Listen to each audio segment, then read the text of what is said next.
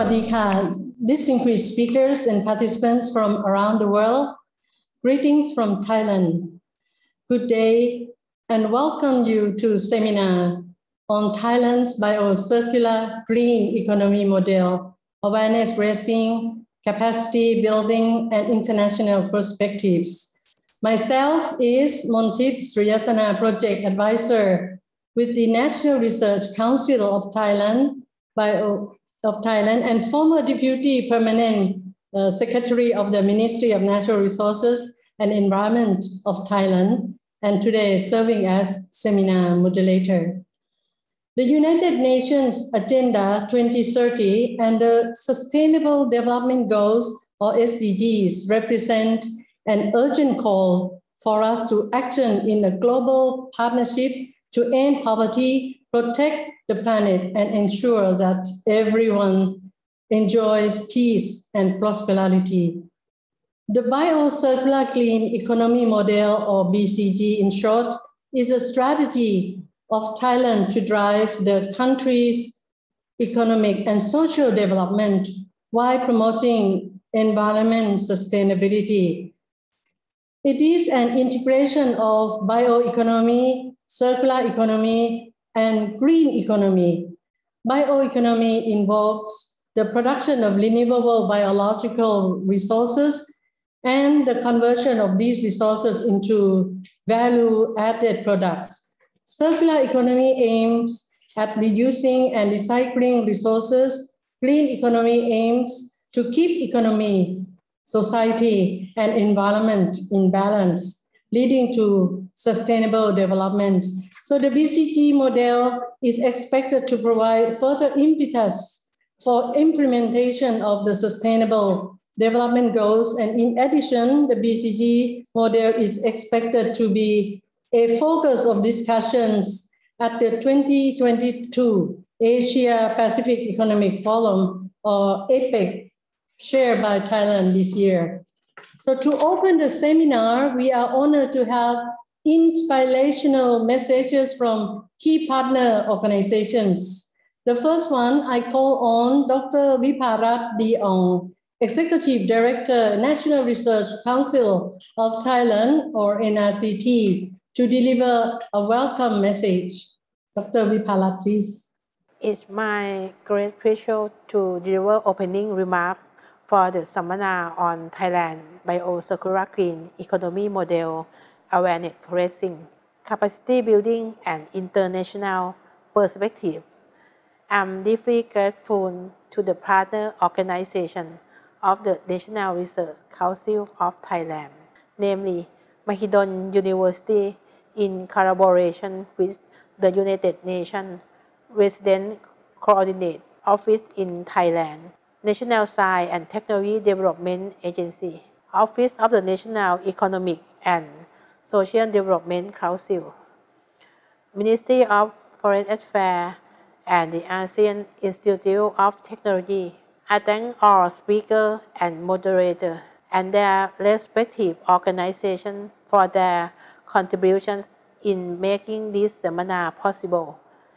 NRCT is the principal organization in Thailand which guided the development of the country and public policy by using research, including the integration and the administration of national research budget, leading up to the country's utilization.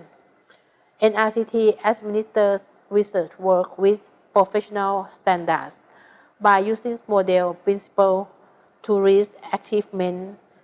NRCT employs these values and principles in its delivery of research and development program in alignment with the UN Agenda 2030 and the Sustainable Development Goal, or SDG, including the implementation of the Biocircular Green Economy Model in the country. The Royal Thai government has sponsored a number of events to introduce the BCG model to Thailand private sector, government staff, and other stakeholders. This seminar series builds on these events by sponsoring discussion between Thai and international experts on the BCG model, its intense impact, and how experience, both domestic and international, may have lessons for BCG as implementation move forward in the country. I'm confident that the outcome of this first seminar on the theme of food and agriculture, as well as its subsequent seminars on other important key sectors of Thailand, will be valuable in learning the status of BCG economy model implementation in the country. Again, I thank all partner organizations and stakeholders, and I wish the seminar well. Thank you. Thank you, Dr. Vipalat Diong, Executive Director, National Research Council of Thailand. I now call on Ms. Geeta Sapawal, the United Nations Resident Coordinator for Thailand, to deliver an opening message, please. Dr. Geeta, please. Distinguished participants, colleagues, and friends, thank you for this opportunity to speak on the issue of biocircular green economy, a very forward-looking model adopted by the Royal Thai government. As one of ASEAN's dominant economies, Thailand can play a crucial role in leading by example on a comprehensive green recovery and transition in the region. Just as importantly, it can promote sustainable consumption and production as encapsulated in the SDGs. The BCG is a transformative process that will enable Thailand to accelerate climate action goals as the government is committed to undertaking wide-ranging actions towards sustainable development and inclusive growth. Doing so will require leveraging technological innovations, targeted policies, and human capital. To aid in that process, the UN has entered this year into a 5-year cooperation framework which identifies priorities and actions in support of BCG. These include investing in green jobs, adopting and upscaling green technologies, fostering innovations, addressing inequalities, and empowering young people. In my opening remarks, I will highlight the 5 technical areas which the UN is prioritizing in offering scientific and technical support to Thailand's green transformation. During the panel discussion, I will elaborate on them at some length. The first priority is reduction in greenhouse gases in high impact sectors. To that end, the UN is introducing best available clean technologies and resource-efficient clean production assessments in pilot projects in the aluminum and steel industries, which can be heavily polluting with high carbon emissions. Second, waste management is another urgent priority based on the BCG and has been mainstreamed in the national development plans. Several UN agencies have been working in 20 pilot sites across Thailand, conducting crucial waste management assessments. These have shown that saturated landfills and dump sites are filled with waste left unrecycled. Last month, I visited a dump site and municipal officials emphasized to me the urgent need for innovative solutions to collect, reuse, and recycle waste. Third, smart agriculture is key to sustainability, and so is addressing food waste. The UN, through FAO, is working with farmers to introduce precision agricultural practices that can save resources, protect the environment, and enhance productivity. All these practices can be scaled up nationwide, supporting circularity. Fourth, private sector engagement is core to UN strategy for scaling BCG.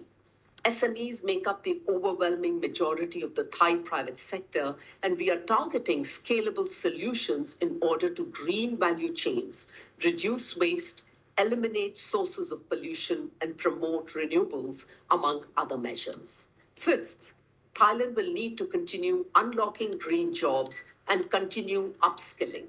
The BCG economy requires not only targeted policy processes and technological innovations, but also inclusive skills development to foster human capital at all levels of society. A specific focus needs to be on youth through longer-term policy engagement and program support in line with the recommendations of Stockholm Plus 50, which seek to bring young people front and center in transformative agendas such as the BCG. Thank you for your attention, and I'm looking forward to addressing these issues in more depth as a panelist. Khap Khun Kha. Thank you very much, Ms. Geeta Saprawal, United Nations Resident Coordinator for Thailand.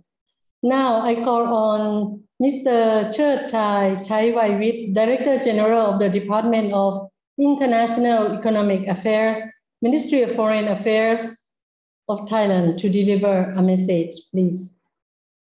Distinguished participants, good afternoon.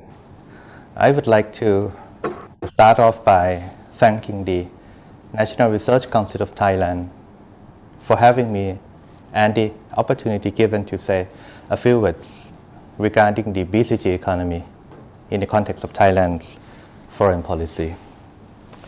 I do hope that at the conclusion of our seminar series, participants will have a better understanding of Thailand's integrated whole of BCG approach and see what we are doing and what is next of BCG in Thailand and in the region. Ladies and gentlemen, as an alternative strategy for sustainable and balanced growth, the BCG agenda focuses on 5 key potential areas: food and agriculture, medical service and wellness, bioenergy and biochemical, sustainable tourism and creative economy, and of course, circular economy. All these areas are built upon the foundation of Thailand's expertise and natural resources, of which the development would benefit various sectors of the Thai society and economy. The whole concept behind the BCG agenda is nothing more than being balanced. Balance leads to sustainability.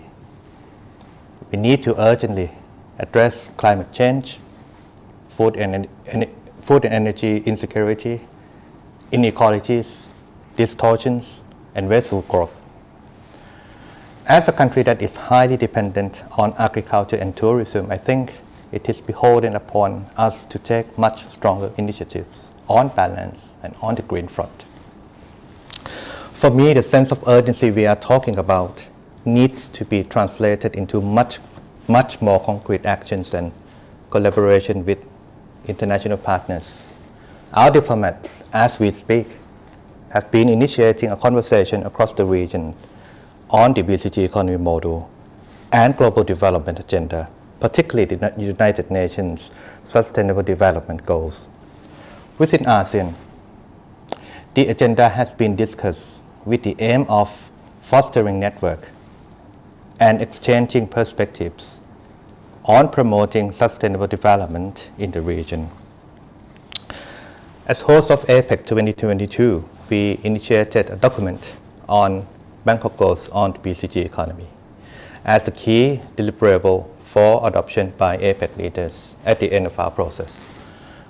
Building on APEC's strength and existing work streams, it focuses on issues such as carbon neutrality and zero emissions, transition to clean and renewable energy, sustainable food and agricultural systems, and sustainable trade and, of course, investment. The Bangkok Goals will provide a holistic foundation to concretely advance inclusive and sustainable growth in the APEC region in the years to come. Lastly, let me reiterate the importance of engagement between stakeholders.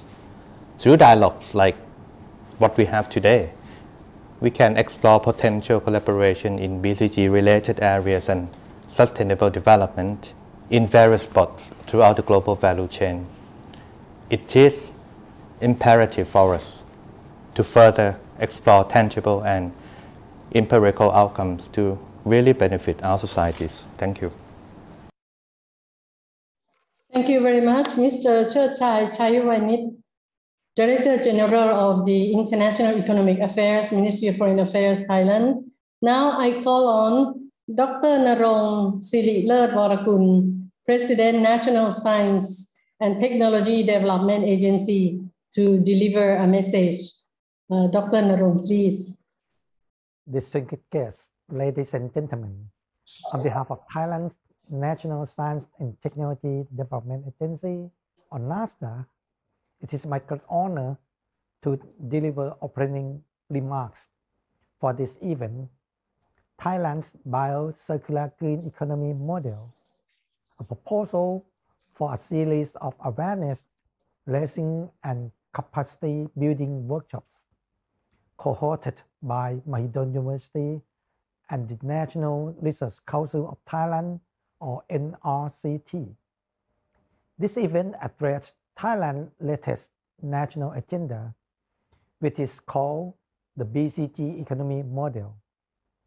Thailand is facing many challenges, such as climate change, resources scarcity, pollution, environmental degradation, and most recently, the economic and energy crisis caused by the pandemic and Russian-Ukraine war.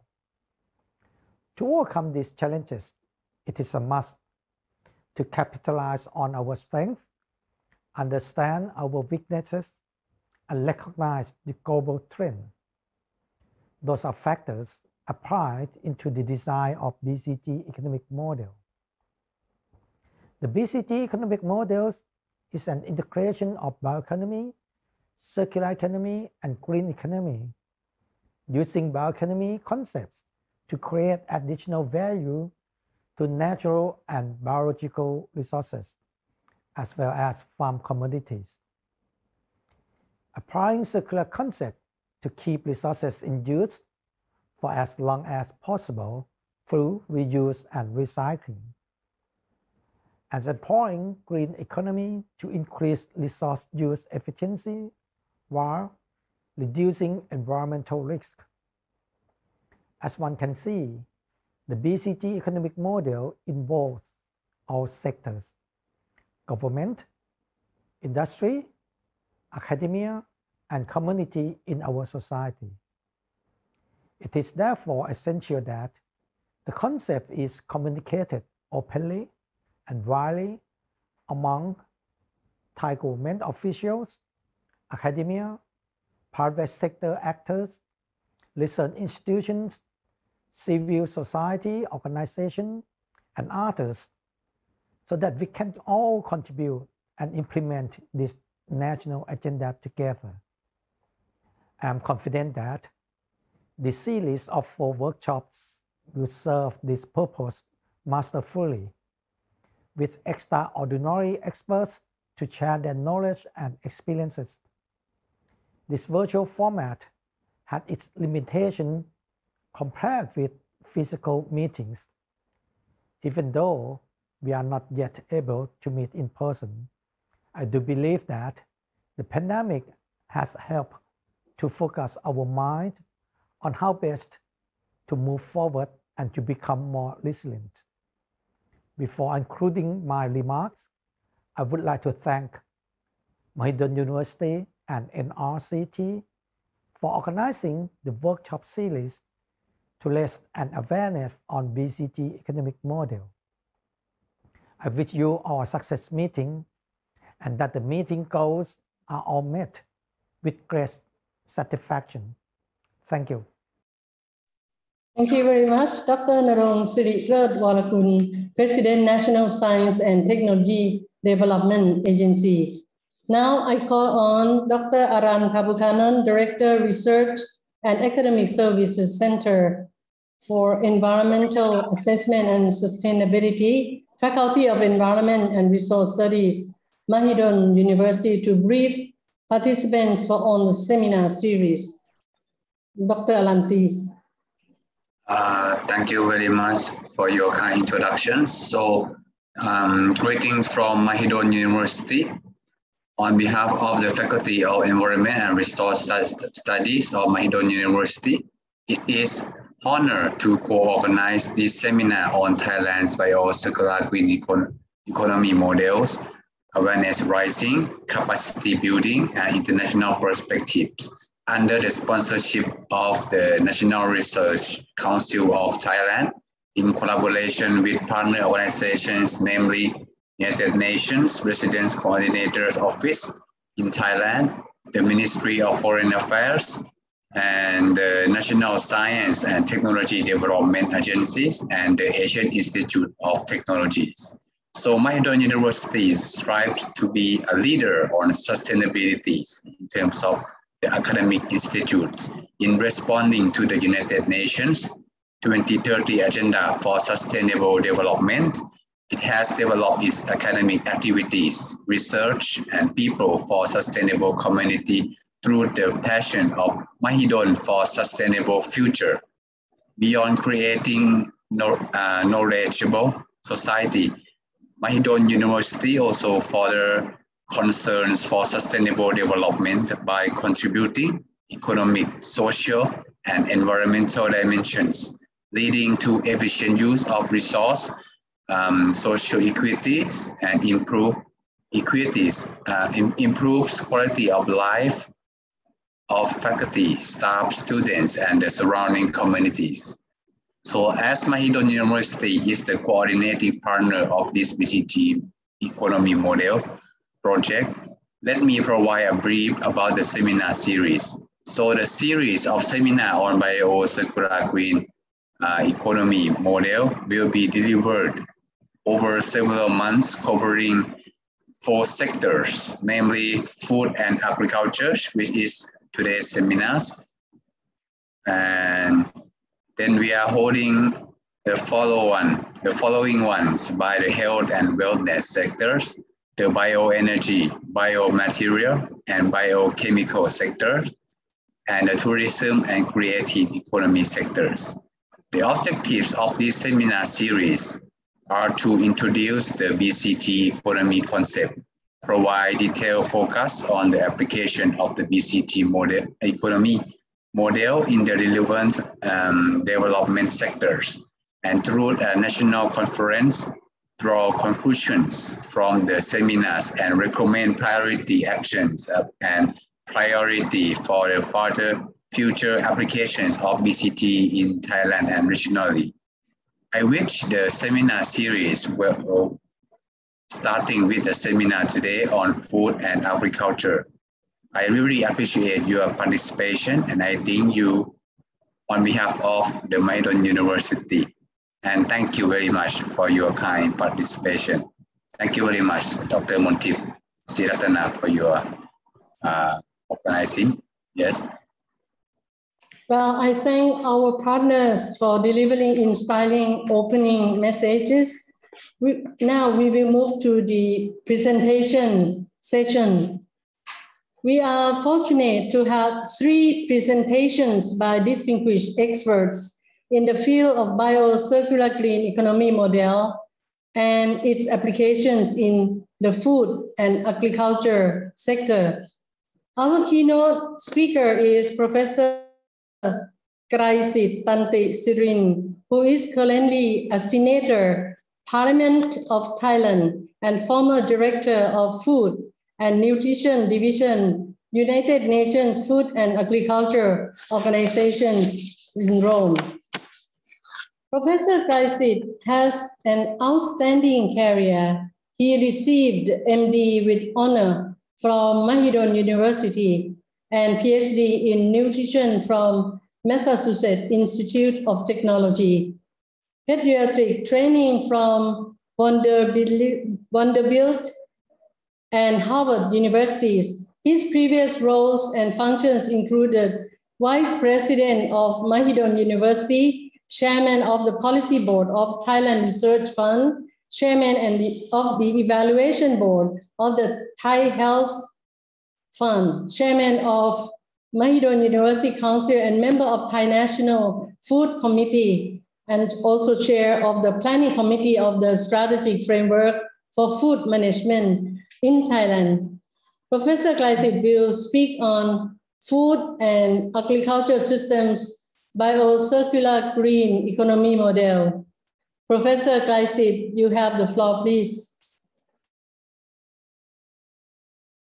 Thank you very much for your kind introduction. So let me see. I will have my presentation. Based on my slides, my presentation will start with introduction, followed by Thailand experiences in food management. Of course, this will include agriculture. And after that, I will try to link food and agriculture to bio-circular economy. And of course, also we'll link with the bigger picture, sufficiency economy principle, and also SDG. As you see in this slide, food and agriculture are fundamental for livelihood, social, cultural dimension. Professor Klaisit, can you make the big screen? Yes, I can. Okay, full screen. Yes. Also, food and agriculture is fundamental for food and nutrition security, meaning people are able to access safe and nutritious food at all times to fulfill dietary requirements and also make a healthy and active life. Food and agriculture also are fundamental for good health and well-being, and also decent job and economic opportunity, and also ecological and environmental sustainability. And food and agriculture are main contributor for achieving SDG 2. But of course, other SDG as well. Food and agriculture are closely related to bio-circular economy that I will elaborate later on. Some global features related to food and agriculture sector. As you know, around 700 to 800 million people are hungry, meaning do not receive enough energy. And this number has been estimated to be increased around 100 million due to COVID-19 pandemic. It may be even more during Russia and Ukraine war. And people also do not consume enough vitamin, mineral, or micronutrient, which is around 2 billion. And also 1.4 billion people are overweight and 500 million obese. With regard to agriculture production, crop and livestock production use 70% of all water withdrawal and 30% globally in food system. Agriculture production also account for around 11% of greenhouse gas emission, and also around 5 to 10% of food production rather than agriculture. Food loss and waste accounted for around 30%. This is very critical for SDG number 12. There has been increasing demand of so-called healthy diet, meaning a great variety of diet, not only energy, but something else like fruit and vegetable, and also some other macronutrient from animal source or fish source. And people also looking for some food supplement and also ingredient. With regard to Thailand, 27 million of people involved in agriculture. This accounted almost 40% engaged directly or indirectly. Agriculture and food system, of course. And 11 million of people employed in agriculture, or around 30% of labor force, but contributing only 8 to 9% of GDP. Thailand, however, ranked number 13 in global food export. Continue to practice traditional way of food production with low productivity and low efficiency. This can be improved, that I will show you in our planning and acting process. Agriculturists and farmers confined to low-income group with debt burden receiving government support persistently. And productivity per person employed in agriculture increased only 1.9% per year. Now, I would like to share with you the current Thailand situation. The population is around 66.2 million, with the area of more than 500,000 square kilometers. Thailand has a success story in reduction of maternal and child malnutrition since the 80s. And however, we are now facing with double burden. In other words, remnant of some macro and micronutrient deficiency, and also facing with overweight, obesity, and NCD. As I mentioned earlier, Thailand has been a major food export. With regard for strategic framework for food management in Thailand, I have chaired and planning the whole process around 7 or 8 years. We have the first strategy, and then we have the second strategy that will guide the development up to 2037. And Thailand also involved in UN system, sharing experiences in policy analysis about nutrition impact of agriculture and food system. Our current vision is that Thailand ensures food and nutrition security and is a sustainable source of nutritious and safe food with premium quality for Thai and the world.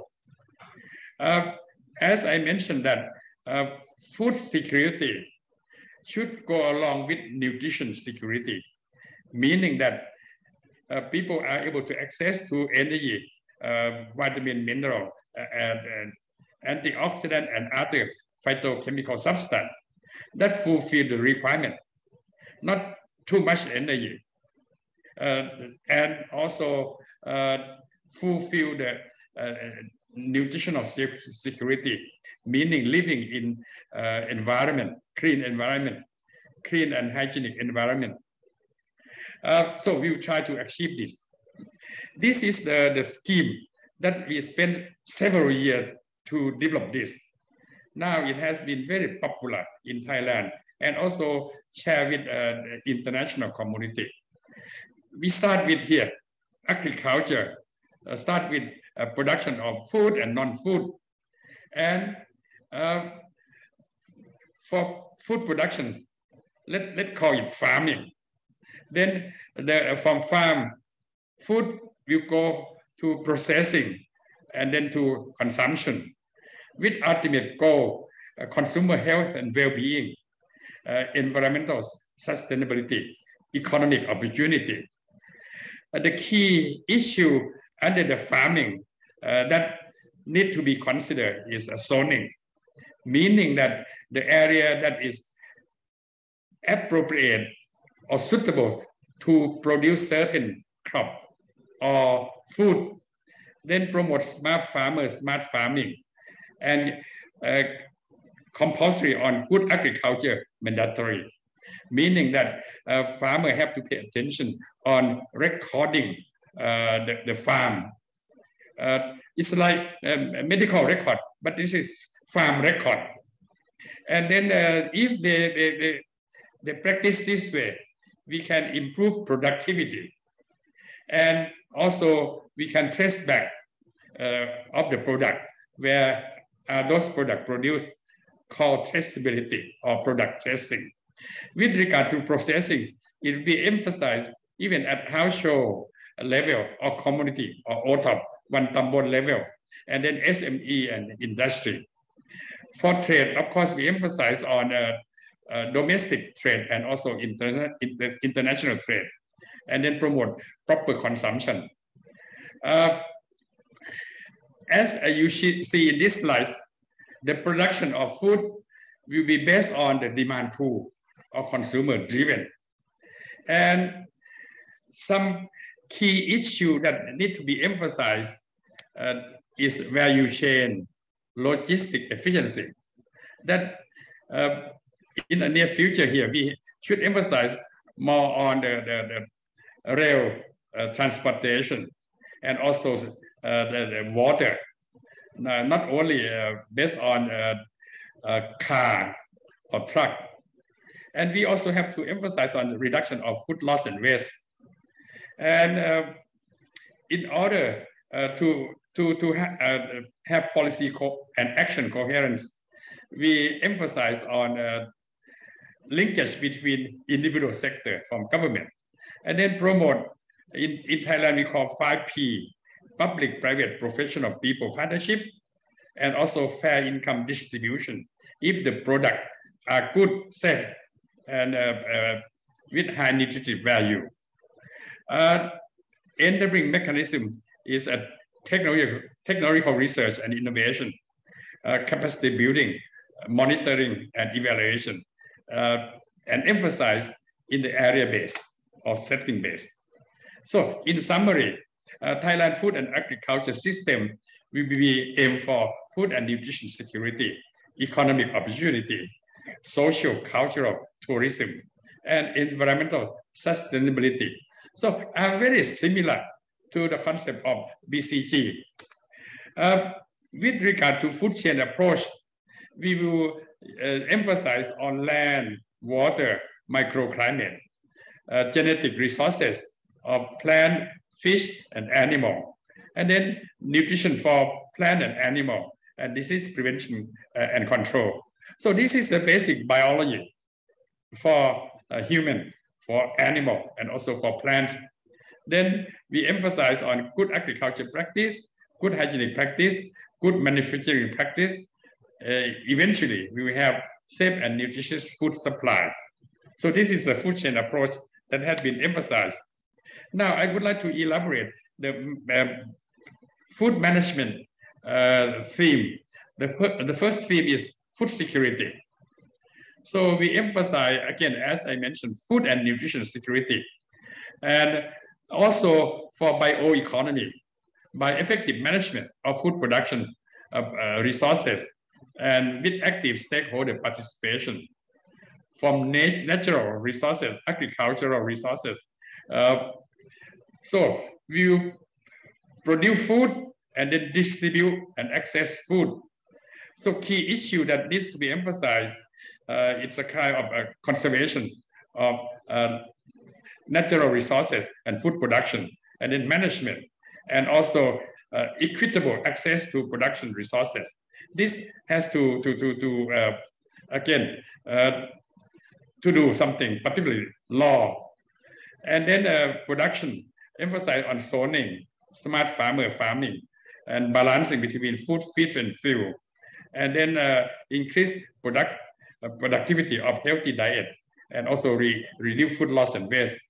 And then enhance food access at household and community, logistic improvement. Again, enabler will be the same as I have emphasized. With regard to household food security, this is very important. The late King Rama IX has suggested to use land, so-called at that time new theory of land use in agriculture and food production. 30% for staple. In our case, it's rice.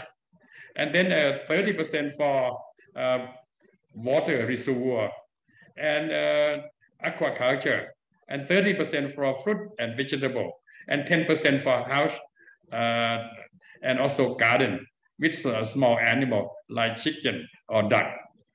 So with this kind of land use, people can be ensured to have household food and nutrition security. With regard to food quality and safety, we emphasize on food standard, quality, safety, and nutrition. As you know, it has a product standard and also process standard. I will not go into detail unless people have questions. So eventually, we will ensuring high quality and safe food to protect consumer health and also to facilitate domestic and international trade. this is the concept that Codec with his food standard program jointly managed by FAO and WHO through Codec Commission has a standard process and product standard, and also have several recommendations so that one we can produce primary product, produce commodity based, start with primary product, and then at the commodity we have collecting and processing station, just primary step, and then a storage and processing facility. And also we will encourage to have community enterprise, and research and innovation will support this. Then this will link with local food culture and tourism. With regard to food industry, we will encourage them to work with farmer so that the product quality and quantity will be enough for food industry. And then of course we have to ensure food quality. With regard to research and education, research and development will be emphasized on this. And throughout the food chain, as I mentioned earlier, we are it's very timely that the Act on Research, Innovation, Utilization Act was approved by the National Parliament or National Assembly last November, meaning that researcher and research organization will own the research finding, including patent, and then they can disseminate those research finding at community or at business level. So we emphasize on knowledge, technology, innovation, and then we emphasize on linking between public, professional, private, and also people partnership, and then also extension service, not only agriculture sector, but we will link with Ministry of Higher Education and Research and Innovation. Then emphasize on area-based value chain approach and promote healthy diet. So this is very critical. With regard to management, I will just mention briefly that we will try to have organization reform. If we cannot reform, we will promote policy harmonization, policy coherence, and then emphasize action at local community, and then also try to revise law, certain act, as I mentioned to you about Research Utilization Act, that owner or institution will own and make use of those findings, including patent, intellectual property rights. And then right now we emphasize a lot on database in agriculture and food system throughout the chain. For example, rice, land, and other input in agriculture. Now, I will share with you, after sharing our food management strategy, I will share with you about the bio-circular green economy in food and agriculture.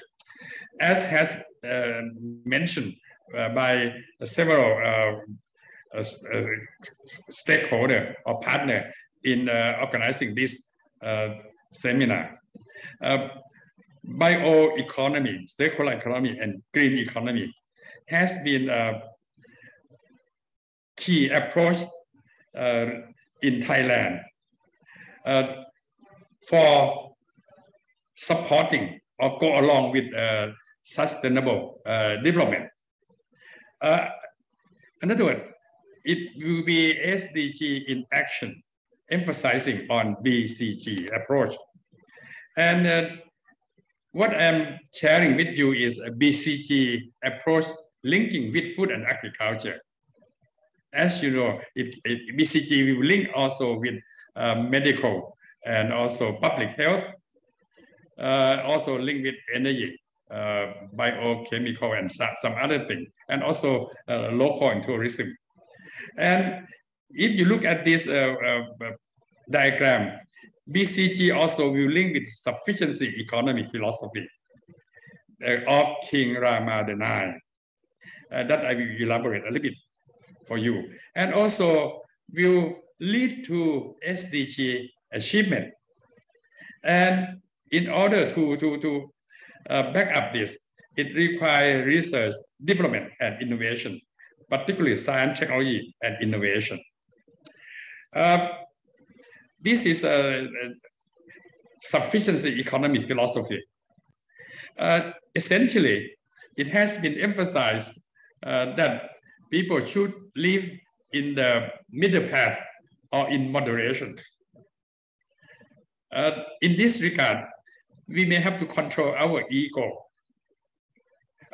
If I can say frankly, our greed, but we should be enthusiastic for development, making our life and our society, our environment better.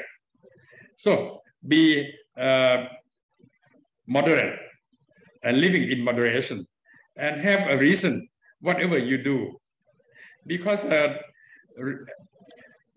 action and outcome will more or less will correspond to each other. So we have to have a good reason to do, not to do. And then whatever we plan to do, we have to think about self-immunity. In other words, it's a risk management. So the middle path is moderation, reasonableness, self-immunity. Those are key goals. And then fundamentally, those will be based on knowledge and wisdom. Knowledge from listening, reading, knowledge from consideration, analysis, and also knowledge from action. And then we have to emphasize on ethics and morality as well. So this philosophy can be applied in our life, economy, social, environment, and progress in balanced, stable, and sustainable way. So it is a kind of a philosophy, but we can adopt or adapt to our real life and society and also environment. With regard to SDG, I don't think we need to elaborate more, because those have been developed by member country even before the year 2000.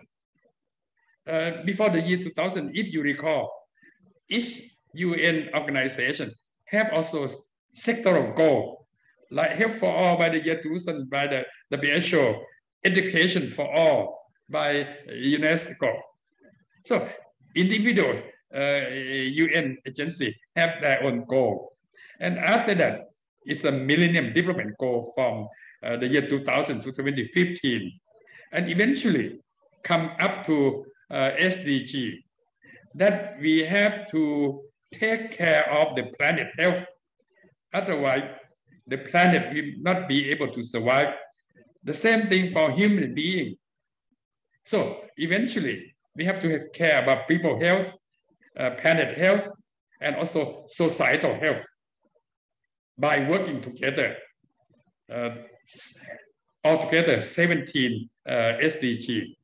Of course, SDG number 2 will be zero hunger and sustainable agriculture. Then it linked also with poverty, linked with health, education, and then gender and so on and so forth. Number 6 is also critical, clean water and sanitation. So I will not elaborate this, because I believe we all have, again, engaged in SDG.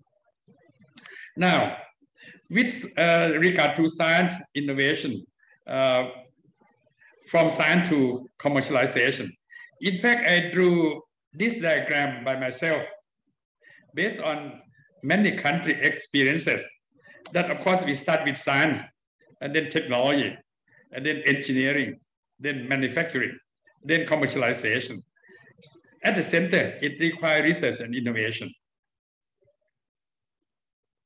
Thailand also reform research and innovation structure. That I will not have time to go in detail, but we try to apply this holistic thinking. And now I come to bioeconomy in food and agriculture. As you see here, it will be emphasized on high value added or premium quality, safe, high nutritious food and product, meeting food standard and innovative product, ingredient product or ingredient for consumer. So it matches very well with our food management strategy.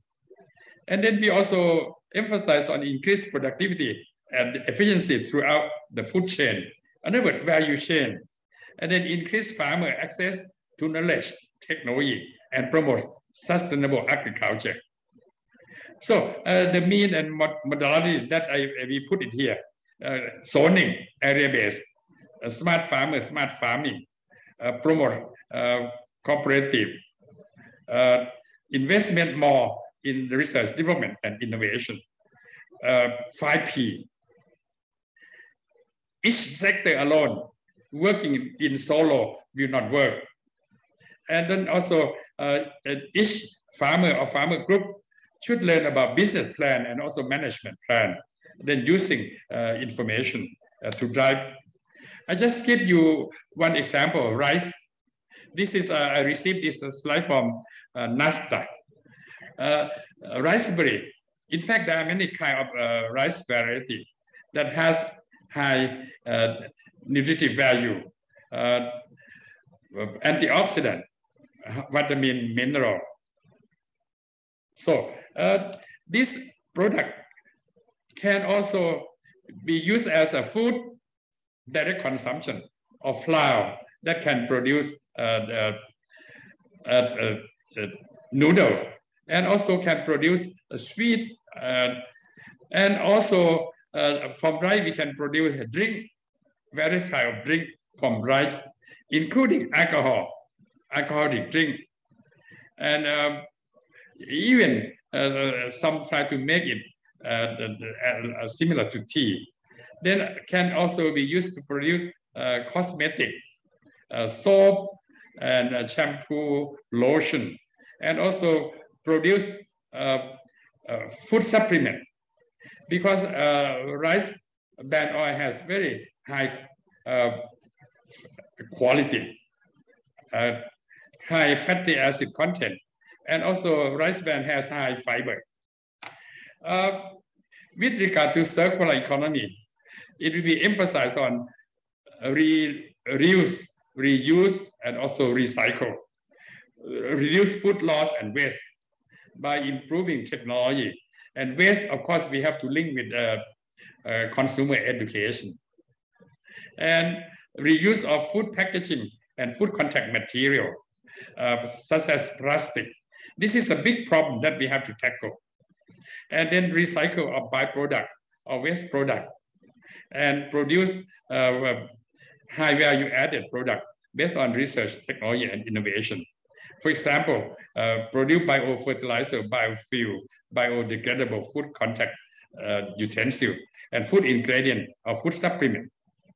As you see here, I also have been advisor to the company here, produce tuna calcium, tuna bone calcium, that based on research and development, it has high biological value in both animal and in human. And also tuna head fish oil also have a long chain fatty acid, essential fatty acid. Then also tuna soup and also tuna collagen. So this so-called byproduct has been added with more value.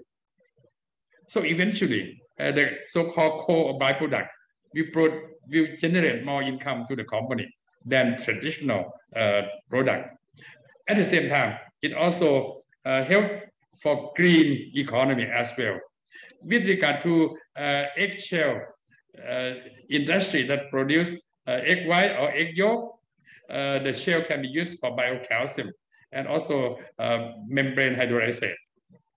The same thing you think about any business, it can be reuse of certain product or waste product, sorry. With regard to green economy, the emphasis will be on ecological and environmental sustainability,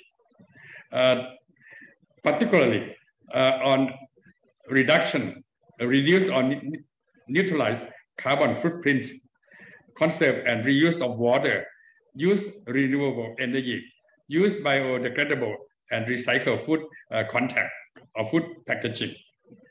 And eventually, we have to think about ecological system that farmers have to engage, private sector have to engage and work with farmer or group of farmers to conserve environment, particularly forest and also biodiversity. We try to encourage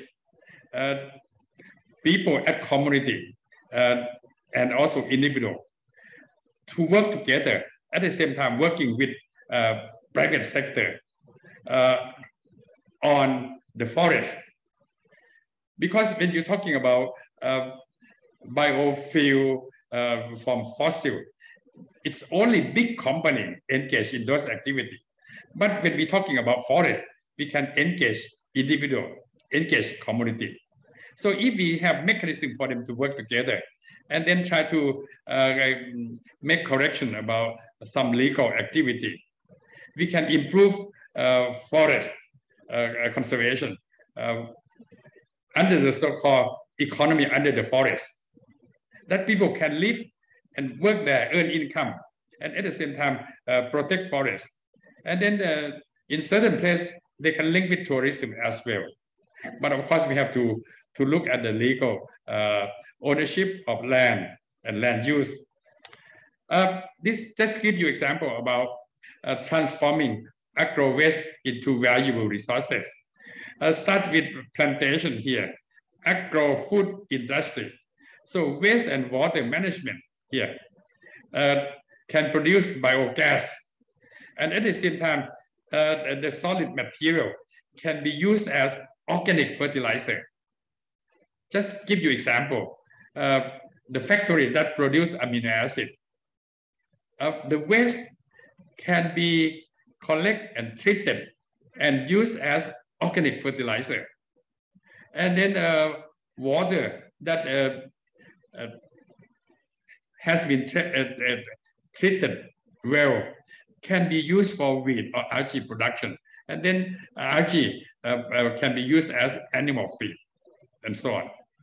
So this is the whole concept that has put into practice by research and development. And this just show you the area base in one province. Of course, this concept can be applied in any place. In this particular area, Ratchaburi, not too far from Bangkok, it has aromatic coconut.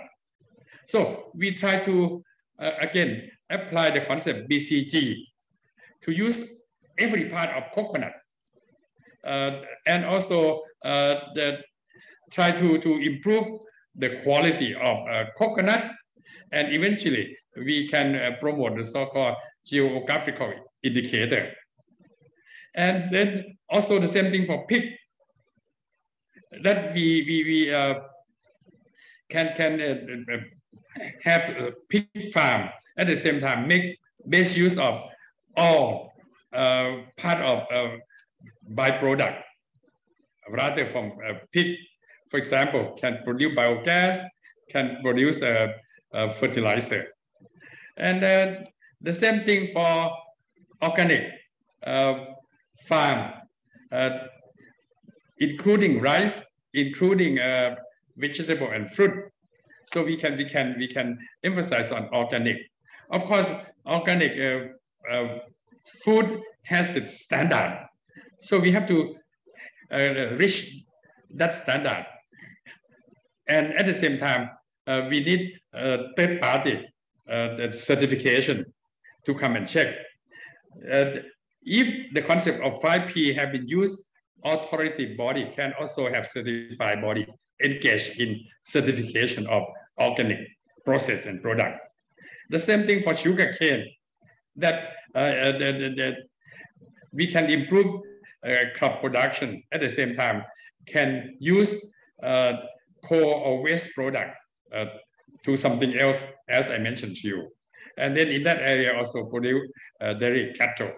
So based on this, we can use the concept that I mentioned many times, zoning, young farmer, smart farmer, and then cooperative research and development, and then business plan and management plan, and also based on data information. So my conclusion is that BCG economy will enhance and guide the transformation of food and agriculture for achieving SDG goal 1, 2, 3, 7, 8, 12, 17. Another one, planning process in agriculture and food, if they are linked with BCG, people will understand clearer and better. And this will be used as a motivation to people to link with product quality, product safety, link with environment, also link with income generation activity. And then the key success factor are human resources development, management of food and agriculture throughout the chain or value chain. And then effective and adequate investment supported by science, technology, research, and innovation. And of course, we have to learn and share knowledge and experiences at community level, at national level, and also at regional and also international level to support sustainability and also green growth. So I acknowledge the team from NASTA that provides some data information. So with that, I end my presentation. Thank you very much for your attention. Thank you very much, Professor Kraisit, for providing us an overview of Biocircular Green Economy model and its linkages with the Sustainable Development Goals. The sufficiency economy philosophy, or the middle path approach to sustainable development of His late Majesty King Bhumibol of Thailand, and with broader domain of science, technology, and innovation. Thank you so much for highlighting the issues of food and agriculture, both globally and nationally, and also for providing some insights on Thailand's holistic approach and strategy for our food management. Thank you very much. Our next speaker is Dr. Srida Thamapuri from the United Nations Food and Agriculture Organization's FAO Regional Office for the Asia Pacific, Bangkok. Dr. Srida Thamapuri is group leader of the Agriculture and Food System team of the FAO Regional Office for the Asia Pacific in Bangkok. As the Senior Food Safety and Nutrition Officer for the region, he is leading FAO's work on strengthening core elements of national food safety systems, nutrition-sensitive agriculture, and urban and rural food systems for safe and healthy diets. He has a doctorate in life science from Jawaharlal Nehru University, New Delhi, India, and an MBA from Kansas University, USA. Dr. Srida Thamapuri will speak on transforming agri-food systems in the Asia and the Pacific region. Dr. Srida Thamapuri, you have the floor, please.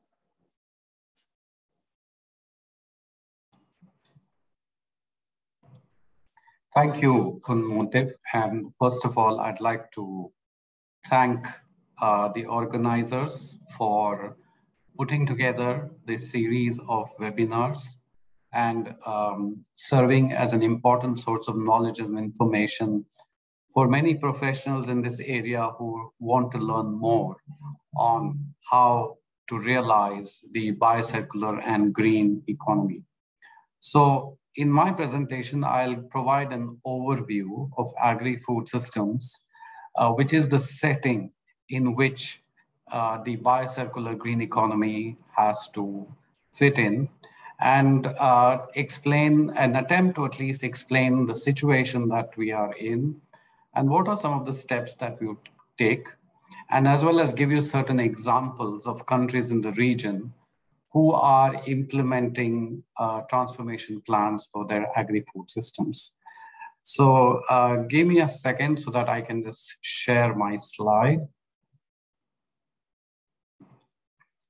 Okay, so I'll just start off by saying I've already been kindly introduced by the organizers, but let me just say I work for the regional office for FAO of at the Asian Pacific region in Bangkok. We serve 46 member states, so all across Asia, as well as the Pacific Islands. So we have a diversity of members, and that's in fact one of the key features of this region, that we have countries, some of which right now are in acute humanitarian crisis because they are in what we term as the integrated phase classification, phase 3 or 4. So this is emergency and even worse, where food insecurity is extremely high, and there is a real danger that almost the entire population will become very poor in the near future.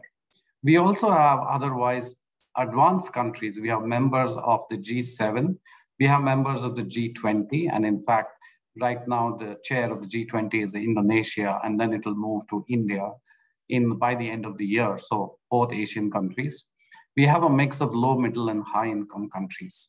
And then we have the Pacific Islands, or the small island developing states. There's also a vast demographic diversity. So we have countries which have very youthful populations, particularly in South Asia, where the median age is actually less than 30 years. But then we also have countries, particularly in Southeast Asia and going towards Northern Asia, which are aging and actually have less manpower or human resources available to conduct agricultural activities. We also have a difference in the way that countries are populated. Some are very dense and some are very sparse.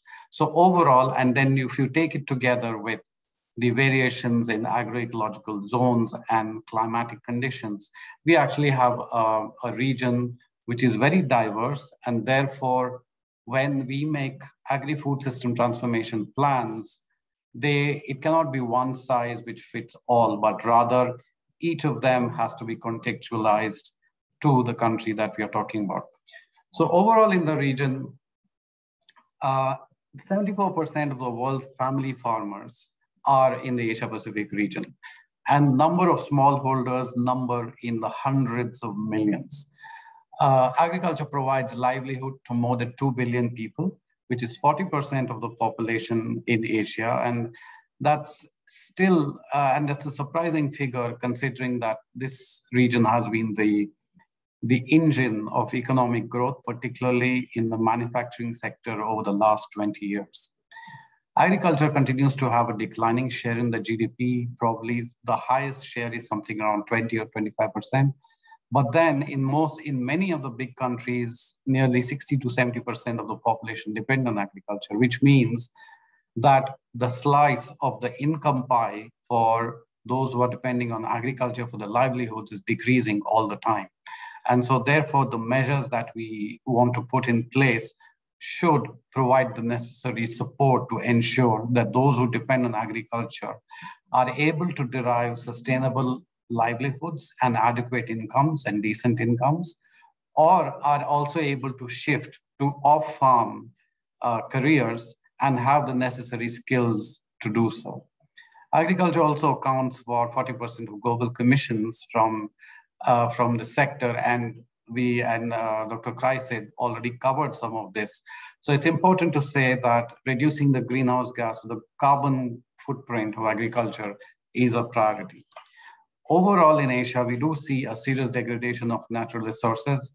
A lot of it can be linked to the approach of having higher production. As population has grown, countries have invested in increasing production, especially of a small number of staples on a very narrow biodiversity base, but in the process have also reduced the availability of water and topsoil. And so there is water scarcity, which is rising. The fertility of soil has decreased. While we have 90% of global aquaculture, 50% of global captive fisheries, we still have scarcity of water. We have the largest share of planted forests, but are still a net importer of timber. And that's not surprising given the huge population, also the huge urbanizing population, and therefore the demand for wood for various household uses is increasing all the time. The region is also at risk from multiple hazards, and that includes the ones caused by climate change, climatic events, floods, earthquakes, environmental pollution. And 60% of global fatalities associated with climate change and 40% of economic loss associated with the same happen in Asia.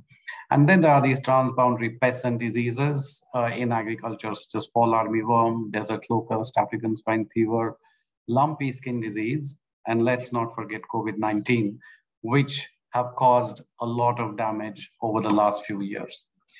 So, and coming to the point which also Dr. Kreisit started off talking about, malnutrition, the multiple burdens, undernutrition, micronutrient deficiency, and obesity and overweight. So according to the State of Food Security and Nutrition published by FAO in 2020 and 2021, more than 375 million people in this region are hungry, and 2 billion people almost cannot afford a healthy diet. Now, the cost of an energy sufficient diet, which is what most people eat every day, is approaching $1 per person a day, whereas the cost of a healthy diet is now approaching $4 a person per day. Now, if you look at the fact that, and this was also said by Professor Kreitzig, that 140 million people are estimated have to dropped into poverty over and above what they were before due to the pandemic, and they are earning less than $2 a day. So the question of accessing a healthy diet does not even arise, but they may not even now be able to access an energy sufficient diet, and particularly because of the food, fuel, fertilizer crisis that we see now, which has taken place over the last few months. And the FAO food price index has risen to a historical high in March, which rose to 159.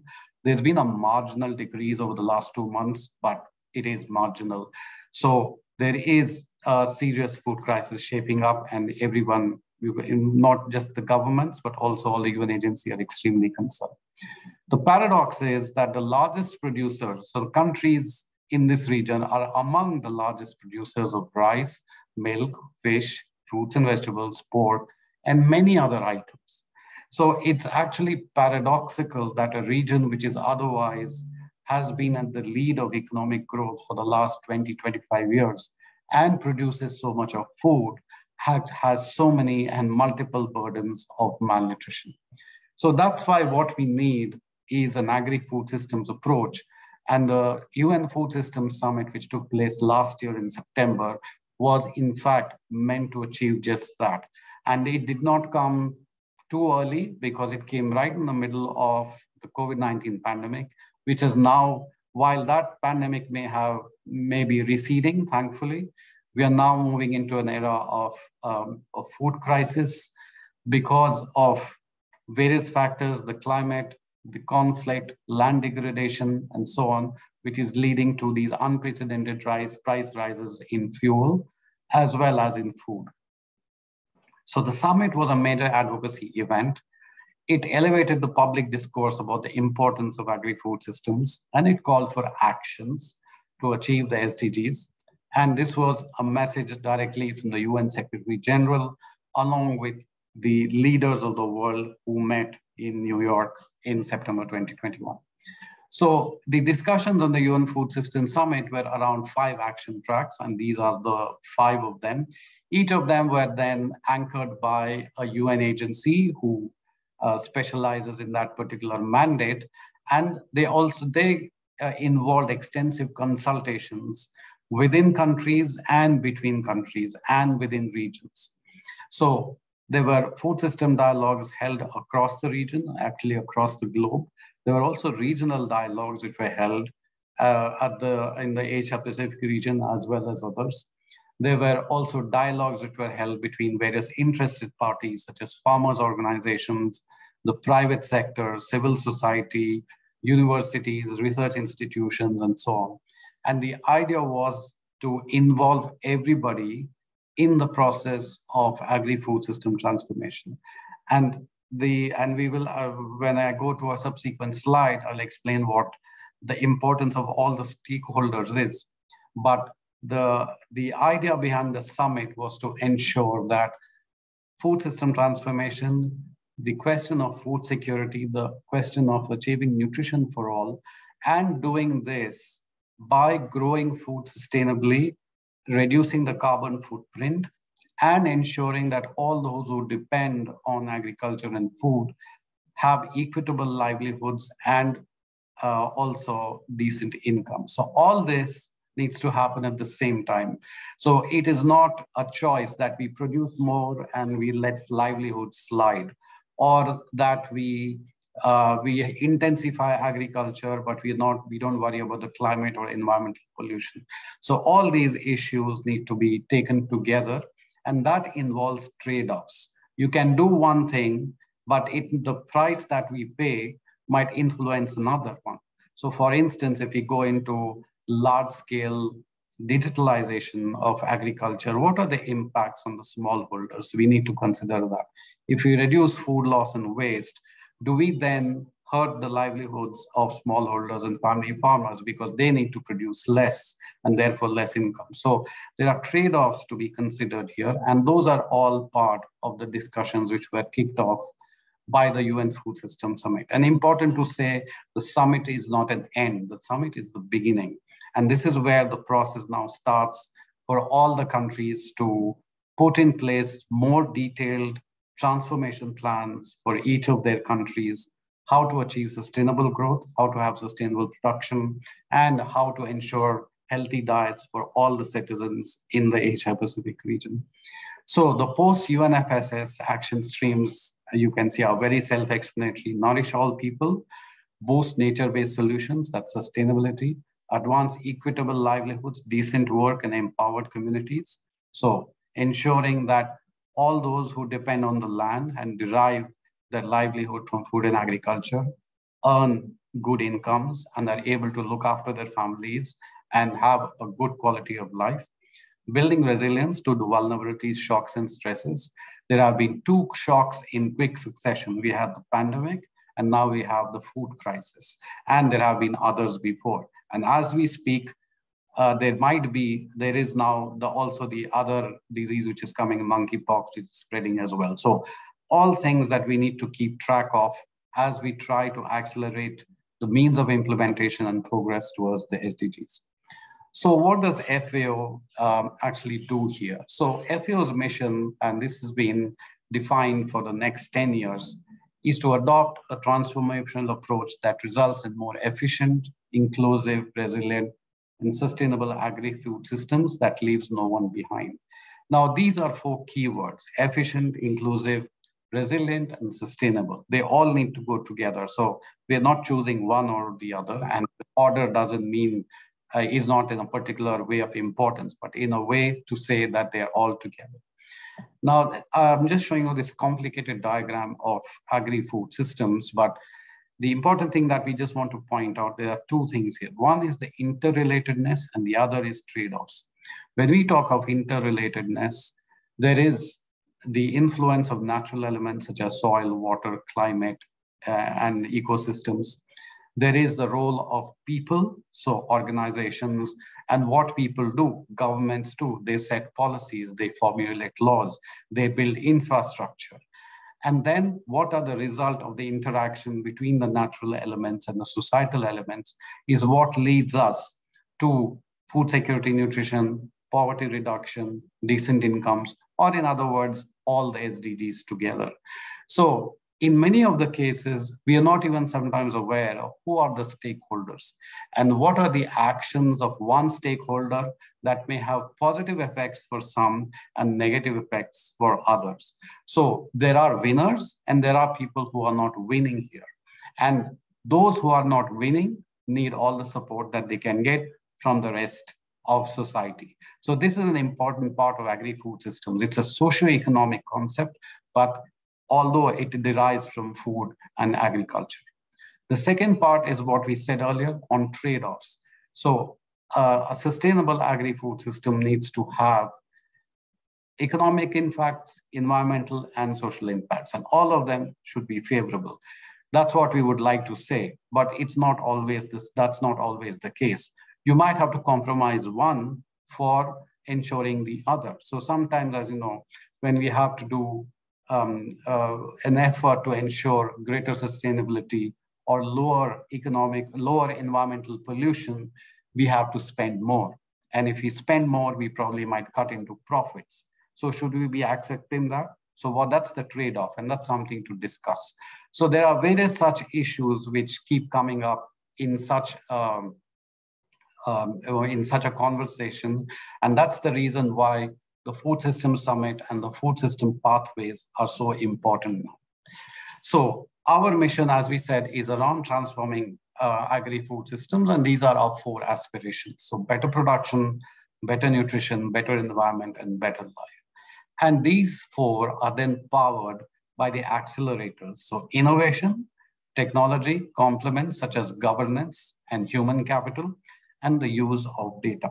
Now, all of you who are in this conference right now are all experts in various fields and probably in most of what's on the screen just now. But the idea is here to point out that all of these accelerators are required if we want to do and look at achieving the 4 aspirations all together, because these 4 aspirations define then the 17 SDGs, for which we have about 8 years left to achieve. So here's an example that I was just telling you about on trade-offs. And this is a figure which comes from the scientific committee of the UN Food System Summit. So if you look at some of the SDG targets, so if you look at target 2.3 and on smallholder income, and if you look at the first row, which talks of reducing waste and overconsumption. So the modeling says that if you actually do that, then smallholder income will decrease. So there's a negative impact. So reducing waste and overconsumption is a good thing. That's about sustainable production, sustainable living. But if it's going to affect the incomes of a vast number of smallholders who are living, particularly in our region, how do we support them? How do we ensure that their livelihoods continue either from agriculture or from other sources? And if we want to do other sources, there needs to be training and reskilling and technical education and so on. So you can see that when we start talking about some of these issues, many other issues which are not related to food and agriculture also come into play. So that's the importance of always having this conversation so that we can look at various points of investment from both the government as well as the private sector, because this is where their roles become very important as facilitators of the sources.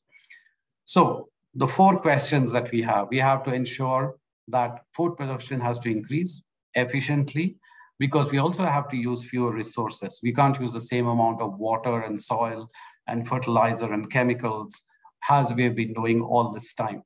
That has to reduce, because first we have fewer resources. There's lesser amount of water available. Arable land has decreased, particularly because of urbanization. Cities are expanding, and the use of chemicals needs to be minimized. We need to be more nature friendly and nature positive. And the overall carbon footprint of agriculture needs to decrease.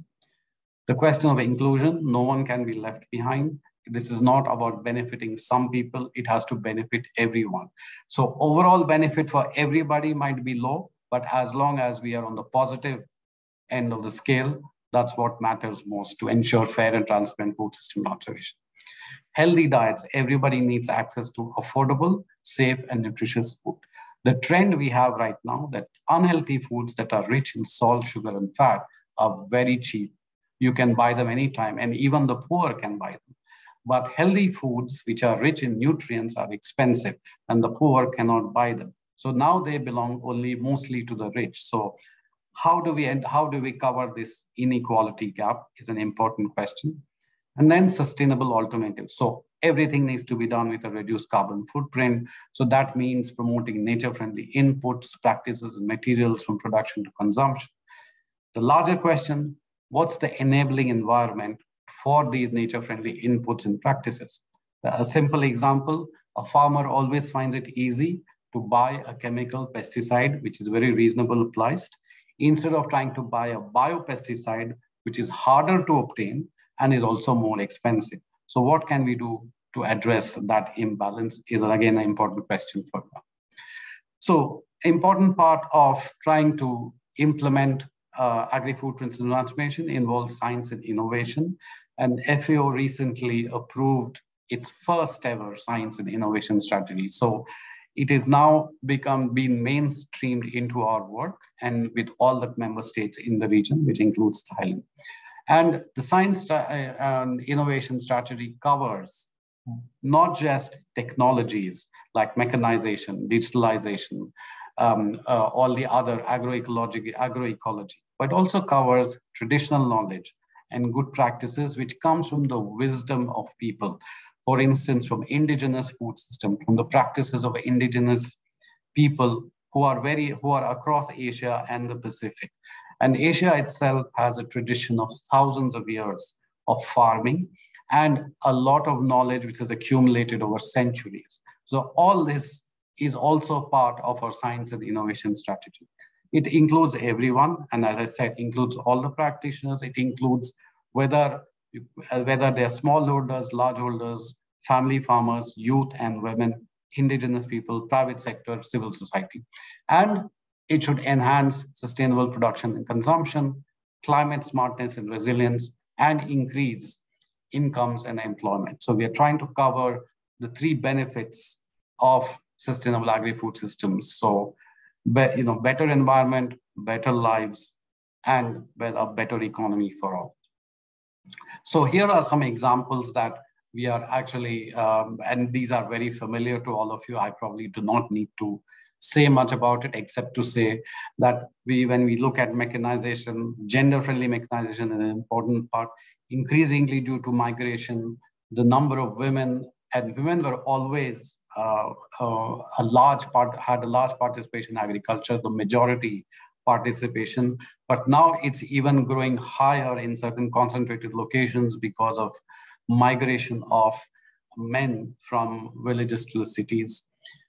It's an opportunity to bring back technologies which were very heavily propagated, especially in the 80s and 90s, such as on integrated pest management, the use of biological control, the use of natural enemies, and then to bring in a lot of local solutions. So everything doesn't need to be expensive or use imported material. A lot of local materials, such as building local greenhouses or making farms more resilient, can happen locally. And of course, you can always upscale technologies which are now getting cheaper all the time, such as drones, which are used for visualization, for landscape mapping. This particular one that you see on the screen is actually being used for locust monitoring. So all this is now possible at a much lower price. And of course, digitalization is rapidly moving because the price of data is dropping all the time. Now 4G has spread almost all across, 5G is beginning to. So there will be more and more tools available for smallholders to use, and as well as for all the participants in agriculture to use when they start to put in some of these measures in place. So I'll just go on to some examples. So let me first start with Bangladesh. Now, this is a country which has used a lot of policy innovation to move from being a food insecure country to becoming a rice secure country, and is now moving on to nutrition sensitive food systems, which are actually where the agriculture policy is targeted towards ensuring a mix of crops, livestock, fisheries, and other food sources, which then lead to healthy and affordable diets. And to do that, they've had a series of policies, which you can see on the screen, but they've also set up the institutional mechanisms, and FAO has played a large part in this and helped them to do that, is on food planning and monitoring, on food safety, on national nutrition. And each of these bodies monitors, sets agriculture policy, monitors the food supply. For example, it's monitoring prices right now and suggests measures. What's good to do? Is it good to release rice stocks to reduce the price? Or is it better to try and import? Or is it better to try and diversify agriculture, produce more vegetables, for instance? And then also develop what's called a healthy diet plate, so that, what's a diet which is rich in rice, but has less of other components such as vegetables and fish, looks very white. But if you have a plate which has other vegetables, has fish, has dairy products, and so on, you actually now have a plate which is much more colorful. So you can actually have a healthy diet which looks very colorful as well. Then some of the lessons learned over the last 2 decades, as was just mentioned, there's a thrust on horticulture, livestock, and aquaculture. There's a thrust on nutrition education, particularly focusing on women, because then they bring up children, and dietary diversity, both for women and especially for those who are going to be mothers, and for children, is extremely important for a productive population. So the impact that we have seen in the country, that undernourishment decreased by about 8% over a period of 10 years, and child chronic undernutrition decreased by 33% in 20 years. What's important now is to build on this success, but also try and react well to the current shocks that we are seeing in terms of the pandemic and the food crisis. And an excellent example of using policy innovation is actually trying to develop an urban food agenda for a city like Dhaka, which is one of the world's most heavily populated cities. It has a population of more than 20 million, and it has a density of more than 1,000 people per square kilometer. So this city is spread over a large area, is made up of 3 corporations, and we are helping the corporations to address some of the key issues, such as on reducing nutrition and food insecurity in urban areas, reducing food loss and waste, upgrading fresh markets, improving food safety, strengthening value chains, and importantly, strengthening food system planning and governance. I mentioned earlier about some of the governance mechanisms that have put in place for food policy, for nutrition, food safety. So here's another mechanism that we're putting in place for urban food governance, and food as an important part of urban development. So there have been a lot of advances that have happened, including spreading urban agriculture through the city and improving fresh markets. And this is ongoing as we speak. So I will not go through each and every line, but just to tell you, there has been a lot of activity in urban food governance. In the Philippines, through the food system dialogues, they chose a number of priority action areas, and you can see food loss and waste among them, and universal food access, food security is among them, the role of youth, gender mainstreaming, and providing indigenous people with greater access to resources, services, and markets. So here's where we are working with, in certain barangays in Philippines, on conserving the natural biodiversity of rice in traditional agro ecosystems. So again, this is a project which is funded by the Global Environmental Facility, which is using traditional knowledge as a scientific tool and as an innovation to develop community-based banks of seeds. And you can see some of the pictures here. They're actually agrobiodiversity banks, which are maintained by local communities in local villages. So these rice varieties are otherwise disease resistant, they're resistant to flooding, resistant to salinity, and they have various other genetic traits which can be used, especially in when resilience is needed, or when climate change begins to affect the local rice production, or it affects, or it is lost because of an insect pest attack and so on. So all these are measures that you can use as part of agri-food system transformation to provide opportunities to local communities to derive better livelihoods and also have long-term benefits for biodiversity conservation and increase resilience. So these are, I'm just giving you a snapshot of what agri-food system transformation is actually about, where a lot of work can actually be done at the community level as well, and not just at the government or higher policy level.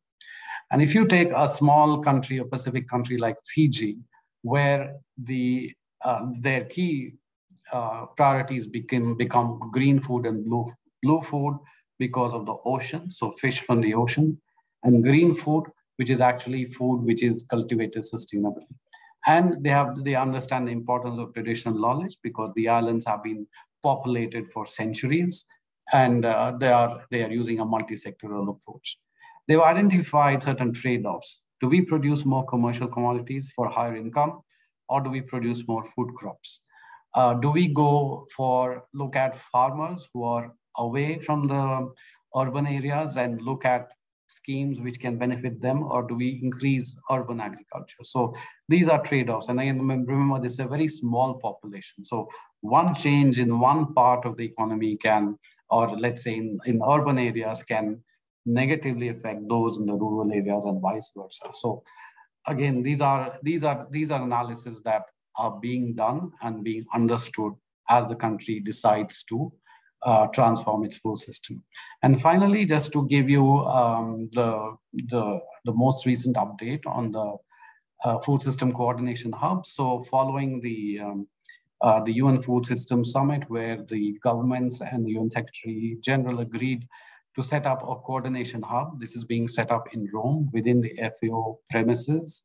It will be led by the FAO Office of the SDGs, but it is being managed by a consortium of agencies, including IFAD and WFP and UNEP and others. This is now a permanent secretariat, takes over from the time-bound Food System Summit Secretariat and takes on all the essential coordination functions. So this hub will be now the source of knowledge and expertise for all the countries, which is what we will be trying to channel to all our member countries in the region on what are the key actions to take to transform their food system, to react to the current shocks, to take the right measures. And here's where all the resident coordinators and the UN country teams will also be contributing as part of the transformation process. So I would like to thank you all for listening to me, and thank the organizer once again for inviting FAO, and I'll stop here. Back to you, Khun Monte.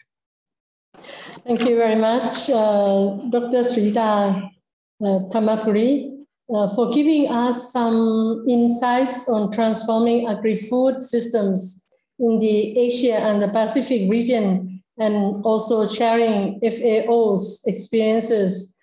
Dr. Thamapuri provided an overview of the problematic issue in the region, such as serious degradation of natural resources, climate change, malnutrition, and on 2021 Food Systems Summit and the action tracks.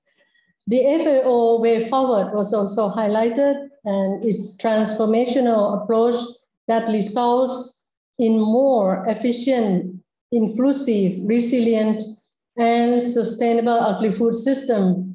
And important one is leave no one behind, capitalizing on synergies and trade-off across all sectors.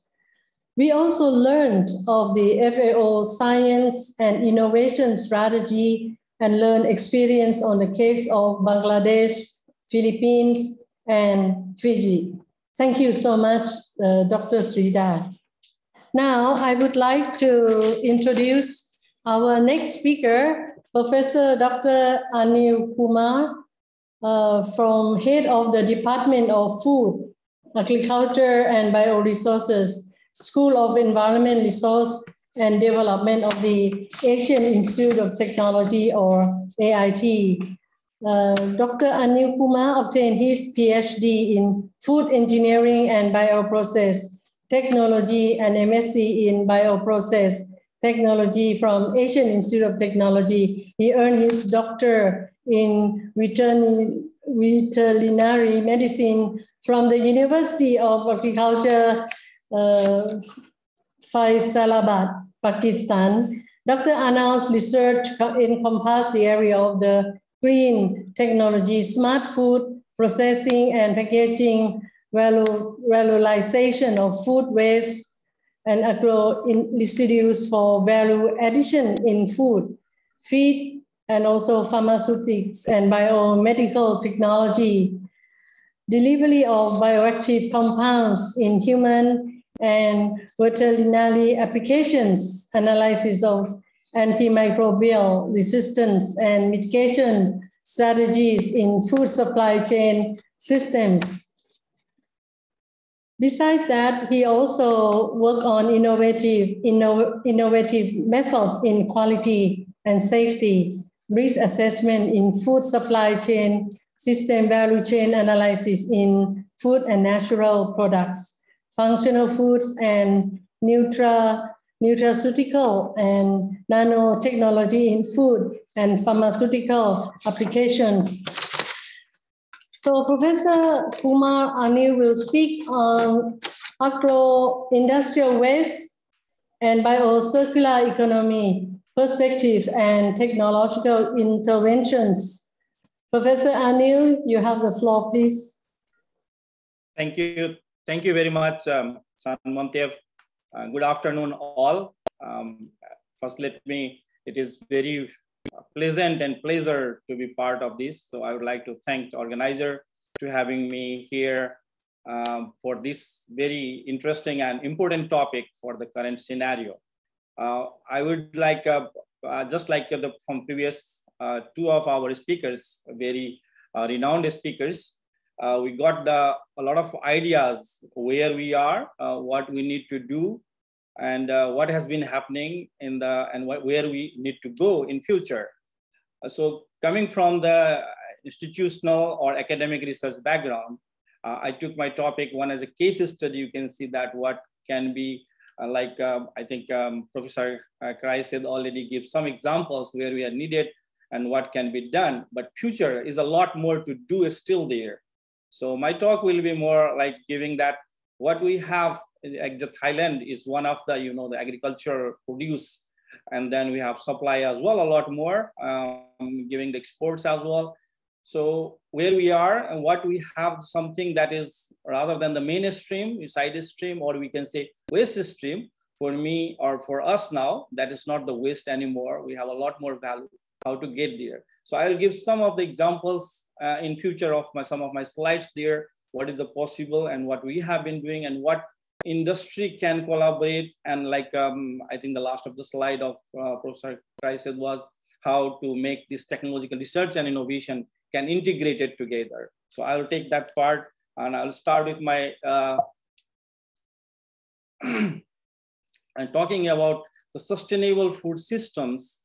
And when you talk the sustainable food system, it has to be talking first how to deliver and whether we are enough to deliver the food to the people. And then we have been talking whole afternoon already there that we are not reaching, even we have the energy efficient some foods, but we are not giving the food that is called the healthy food.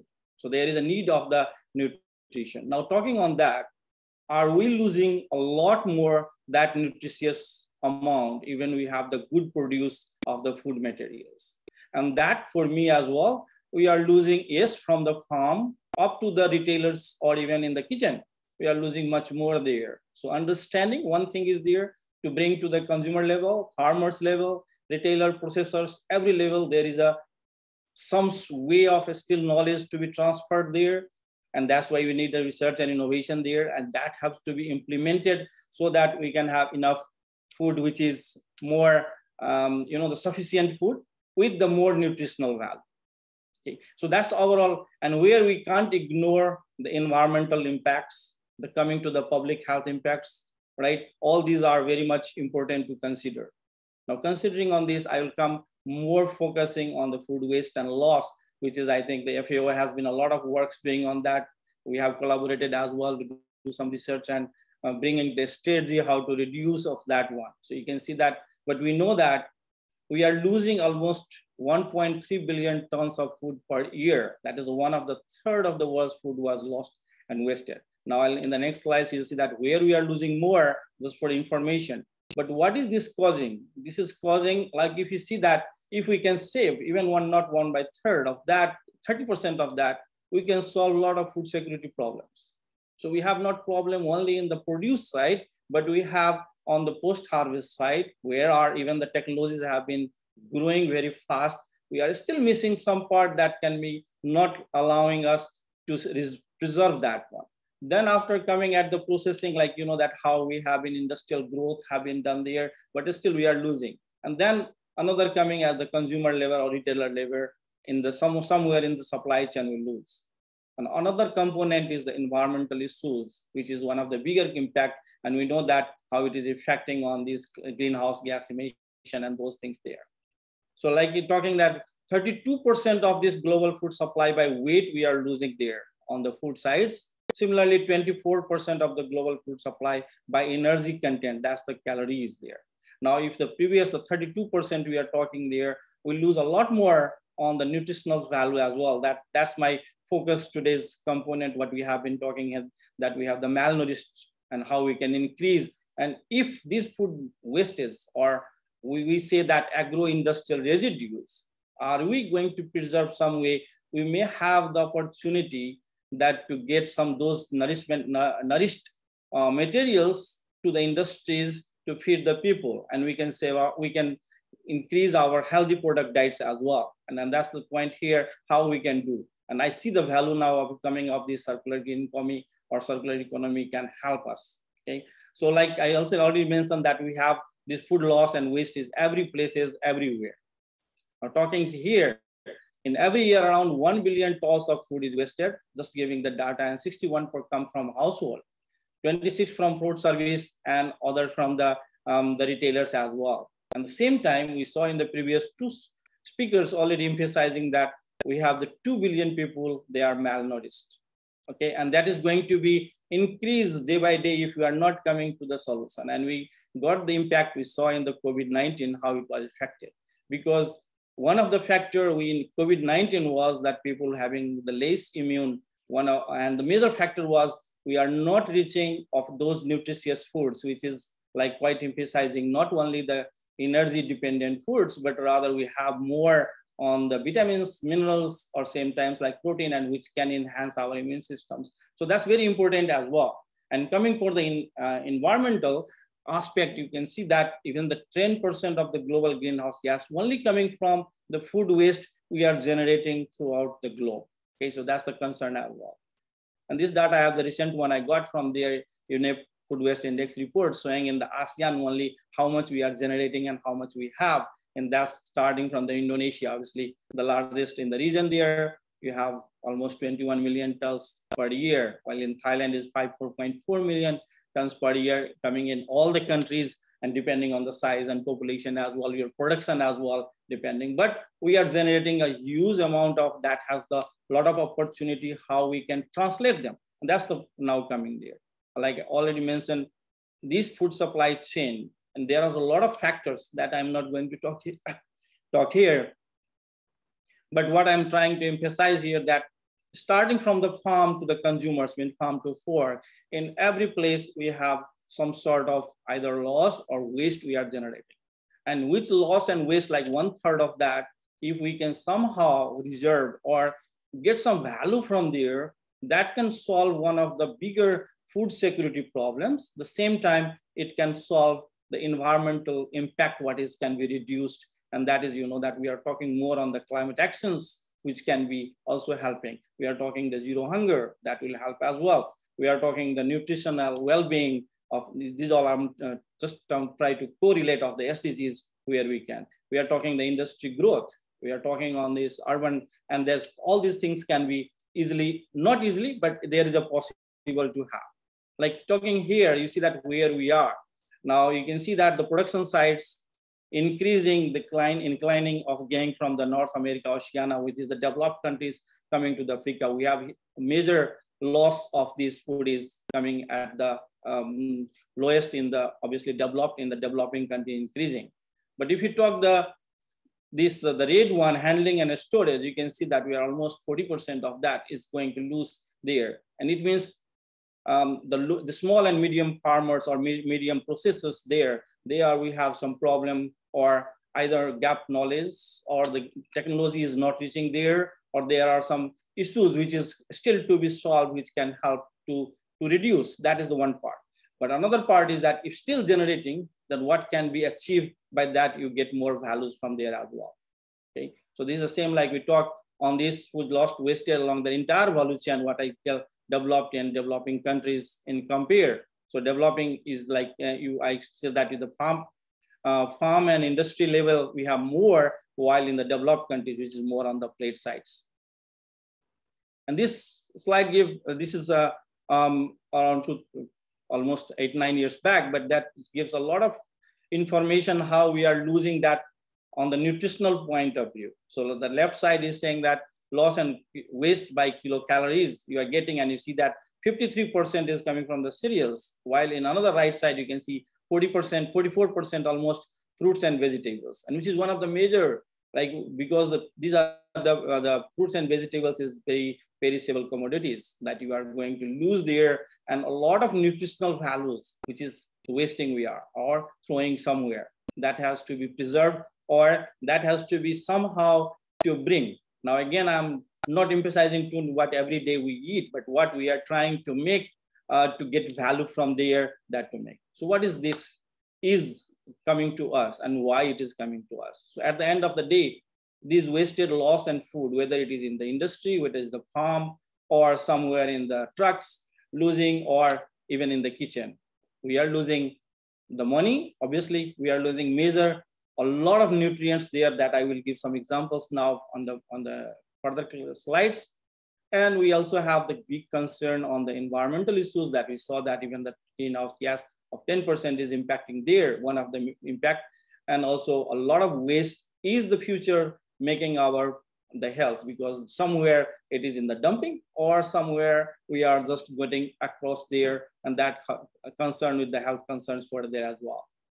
Now, this is where, like, I think Dr. Sridhar already mentioned there what we talk of on these SDGs, so I will not take here. But if we consider this food loss and waste to following this on the target or some index on responsible consumption and production, which can make other 17 sustainable development goals to achieve what I earlier said, starting from the ending hunger and the nutritional to be value more added, industrialization can help, or you can go also the farming system sites like the organic farming and those what earlier speakers. So I will give some examples to coming here from the food production starting from, and then packaging and transportation, what is happening there. Now, traditionally what we see that what we have been doing is the disposable. So now the pyramid is upside down, right? So we are less thinking on the disposing, because due to like a lot of problems we saw there, right? The other is the energy recovery. What is coming now first, like the stages of coming, reduce of this loss and waste at the source itself, then redistribute the food, how you can manage that, like you saw some of the example, like the procedure was mentioning there as well, that can help. Or repurpose of those food materials, and then is the coming recycling. Now recycling is not so easy that we can say use, like there are a lot of safety issues that ingredients, but we saw some of the examples that is very easy to produce, get industrialized values there. And there are high value compounds are there, which can be easily used. Nowadays, what we are doing, like suppose some of those, the food waste or which is coming not used, we say that this is waste just to throw. That has been used by the industries like feed mill or going to the farm as a fertilizer, which might affect or might not getting benefit, like whether some of examples I'll bring to the now for here for the floor as well. Okay, so if we don't mix systems resilient that we talk on the climate action 12 on like the food sustainable development gate 12, it will not be sustainable that we saw earlier. Speakers have been emphasizing a lot more here as well. So I'll just give some of the case studies, what we have been doing and trying to work. Now, how this food waste can help us to get for this, the helping in the bioeconomy as a case examples. So what is that? Is this, you can get the regenerative systems. And for the left side, I put here on the circular economy, what is that definition just saying there. But I try to bring the right side there. What is this bioeconomy can help us to get what we are almost throwing out, how to get value from there, how to make it more resources. One, we are already working, like see that some examples have been good on the producing the energy or making the feed pellets. Other than that, how high value things are there, which can be still potential to get a lot of value from those, and can we generate?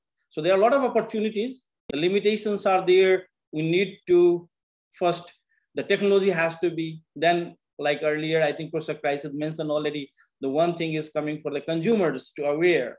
Like I was talking one of the system, like in Bangkok, suppose, the fresh juice when you make from the carrots, make from the oranges, we just make the juice coming from that, the fluid there, liquid, but rest we throw. Now for me, that contains a huge amount of materials, which has a huge potential, then why to throw? But then the consumer thinks this is the waste. Now how the policy or how the things can come that consumers should not take, and how industry can adopt that one, easy to sell or produce that one as well. So those things are more coming. Now of this, I take the opportunity to introduce here a valorization process, which has the potential to make in this, or you can say biorefinery methods, obviously from the waste, what we should not generate more waste. So there you're using tools or methods which can give much more lower or everything. So at the end of the day, we have the zero waste. So you are getting that one, and that will be industry can adopt easily. And I see the values of these materials, which I will give some of the examples, which have the huge potential to commercialize in the future now. And there, I think our target should be how to correlate, like those 5 Ps can be coming together and make that starting from the research innovation, what we have been doing.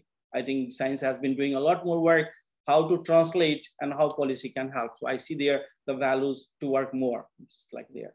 So like examples, some of the examples I bring from here, from the farm level, agricultural waste we have, and then industry level, you can see a lot of value and how we can make from there as well.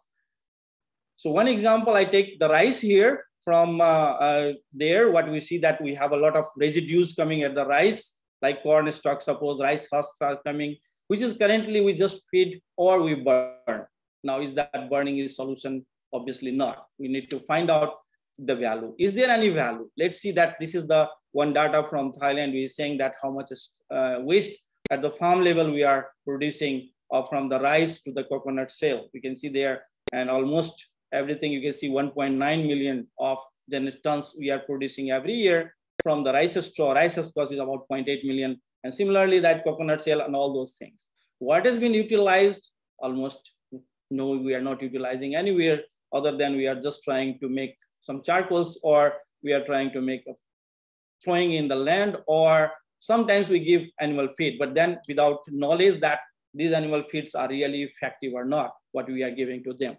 So is there any chances that we can make some more beneficial on those things coming from there as well on this processing? Like rice husk is obviously, we are saying that a lot of this rice hull has, and we are looking, is there any value things? For me, yes, there are a lot of dietary fibers can coming from their rice husk or broken rice or rice bran. All these things are coming as the side stream of the rice processing. Okay, so that has a huge potential to bring, and already using some industries, but there are a lot more things are there which we still don't know because we are not using, trying to beneficiate. Some I gave example which is already now ready to be commercialized, or these bioactive ingredients are there which has the potential to use as a raw material for other productions, like you see that the liquid glucose or rice flax or rice starch or rice flour.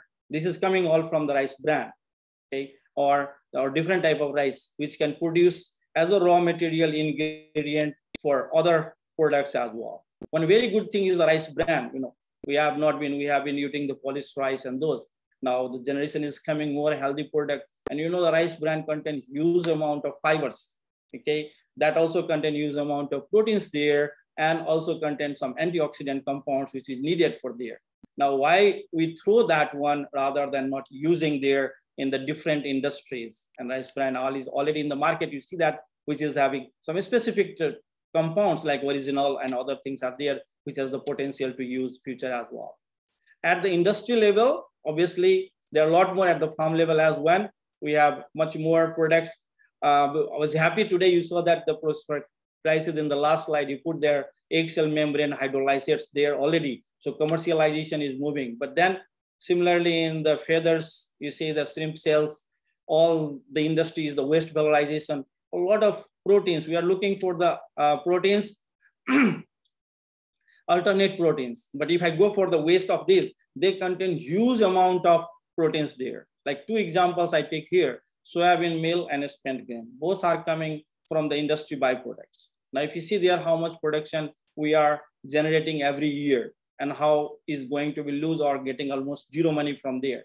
So if I try to take from there, like in soybean meal, it contains almost 32%, 31% of the protein. Similarly, spent grain, which is the byproduct coming from the beer or other brewery industries, which contains almost 20% of the proteins. Now we are looking for a lot of alternate proteins things here, while we have in our food systems is already there. Can't we not use from there or try to generate? But how we generate? Not along with that protein, also you see the fibers are very high, which is the very valuable now food products in the food systems, production systems coming there as well. Okay, I will not take here too much, but you see that what is in the egg cell membrane. This egg cell membrane is not the inner white part. You see that actually is one of my old PhD students have done on this one work. And we see that almost 92% of this in white egg cell membrane, which is the 11% of total egg is there, which is almost thrown. And you can see in Thailand, so much noodle factories and all those factories, that's the they are using. Also in the main layer farmings and those, they are producing so much this, and this is just by wastage. So instead of that, more than protein and peptides is contain very high quality of collagen, which can be used for food, which can be used for the cosmetics and other products as well, rather than throwing there.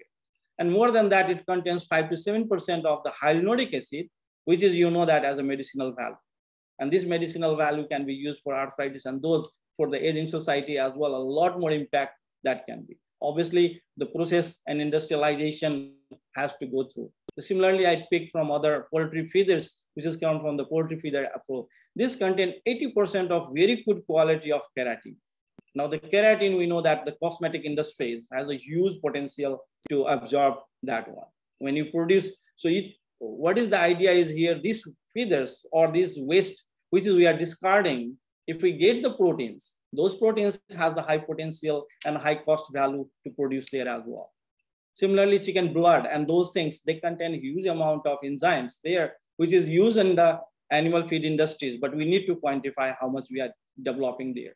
A lot of gelatins comes from the bone as well, which can have the potential to produce a various type of compounds, or even you can use for the capsules earlier that beef bone and those have been used.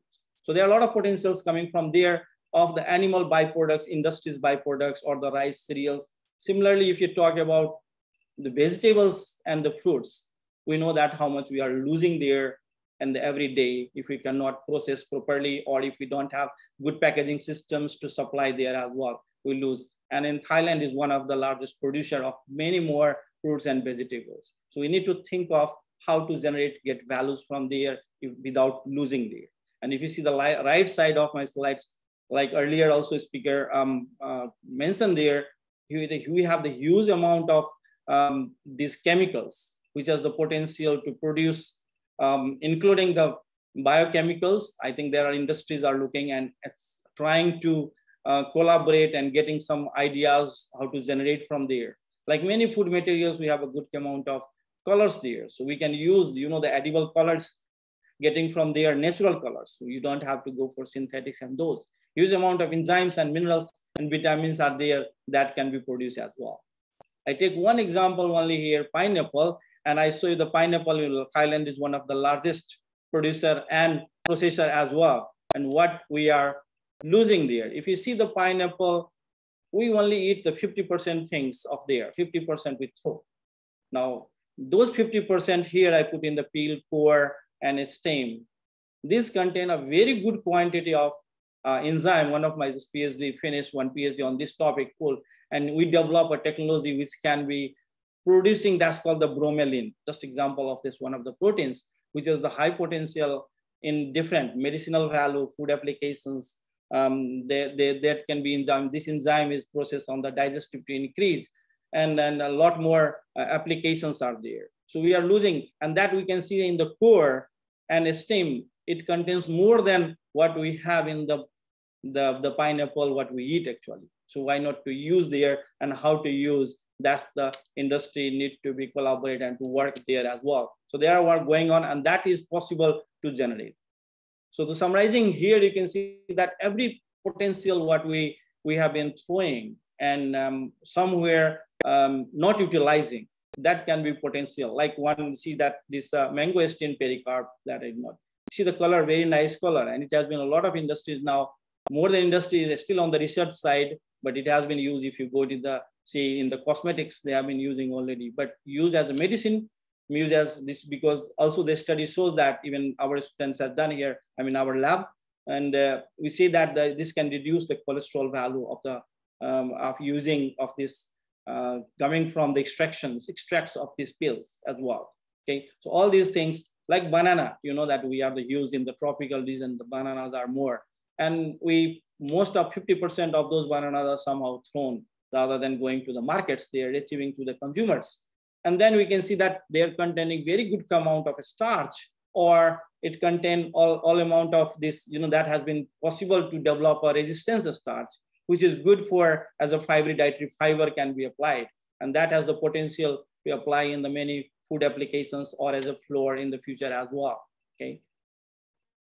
And this is the last slide here. Like what I say that the last was also talking the huge potential there, this waste to be generated. I talk not to touch on the energy aspects, what biogas or bioenergy has been produced, but more looking for the how the industry can commercialize and get value of thinking of the circular economy concept of that to commercialize or generating. And you see that all the fibers in there in the waste or the biomass that's contained, if we generate there, we have a huge amount of producing the nanoparticles, nanocellulosic materials, or the materials which can be synthesized to develop. If you compose it again, you can generate a lot of plastic materials as well, which has the potential to develop more more eco-friendly, or in the future there will be chances that also in the see that the future is going to work on that one.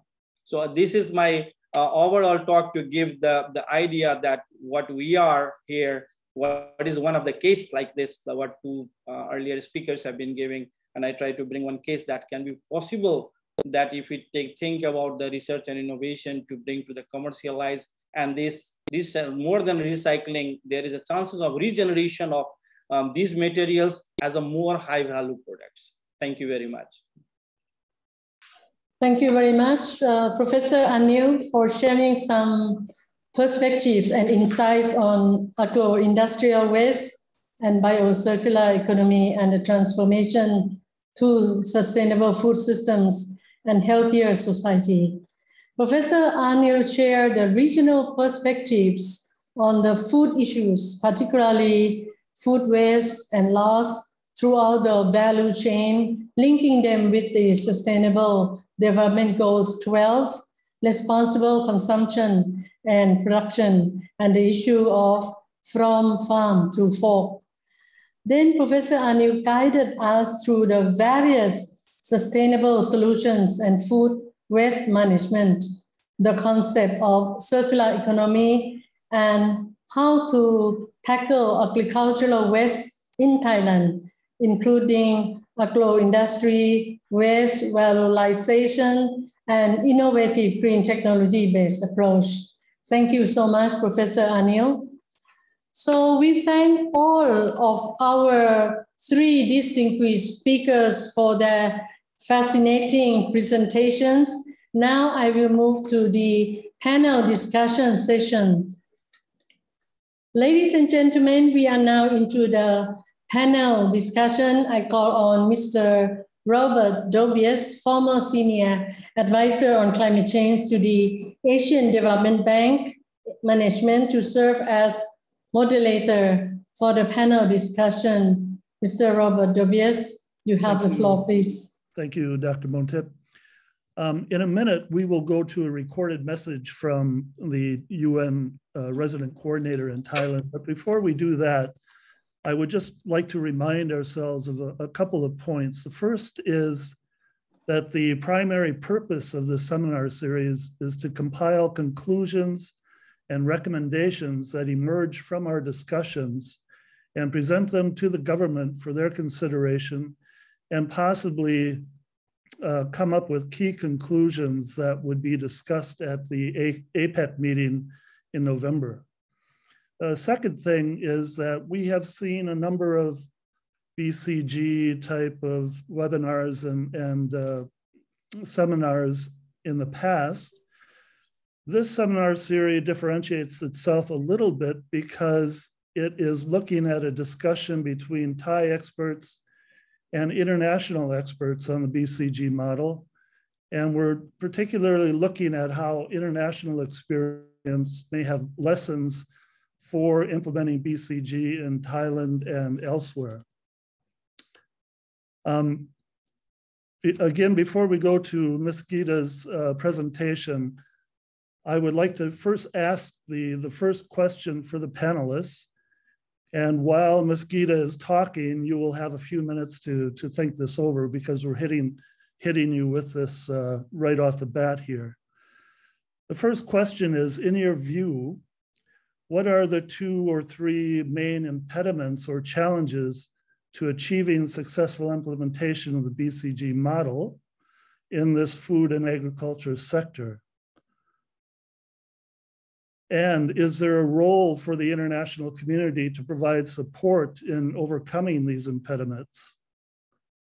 And if there is a role, what would that role involve? So it's a 3-part question. And in fact, Professor Greiset, you may actually like to flip that question and talk about perhaps the role that Thailand might have through the BCG in providing lessons to its neighbors in the APEC region. But I'll leave that to you. So panel members, please give that some thought while we go to the recording from the United Nations resident coordinator for her remarks.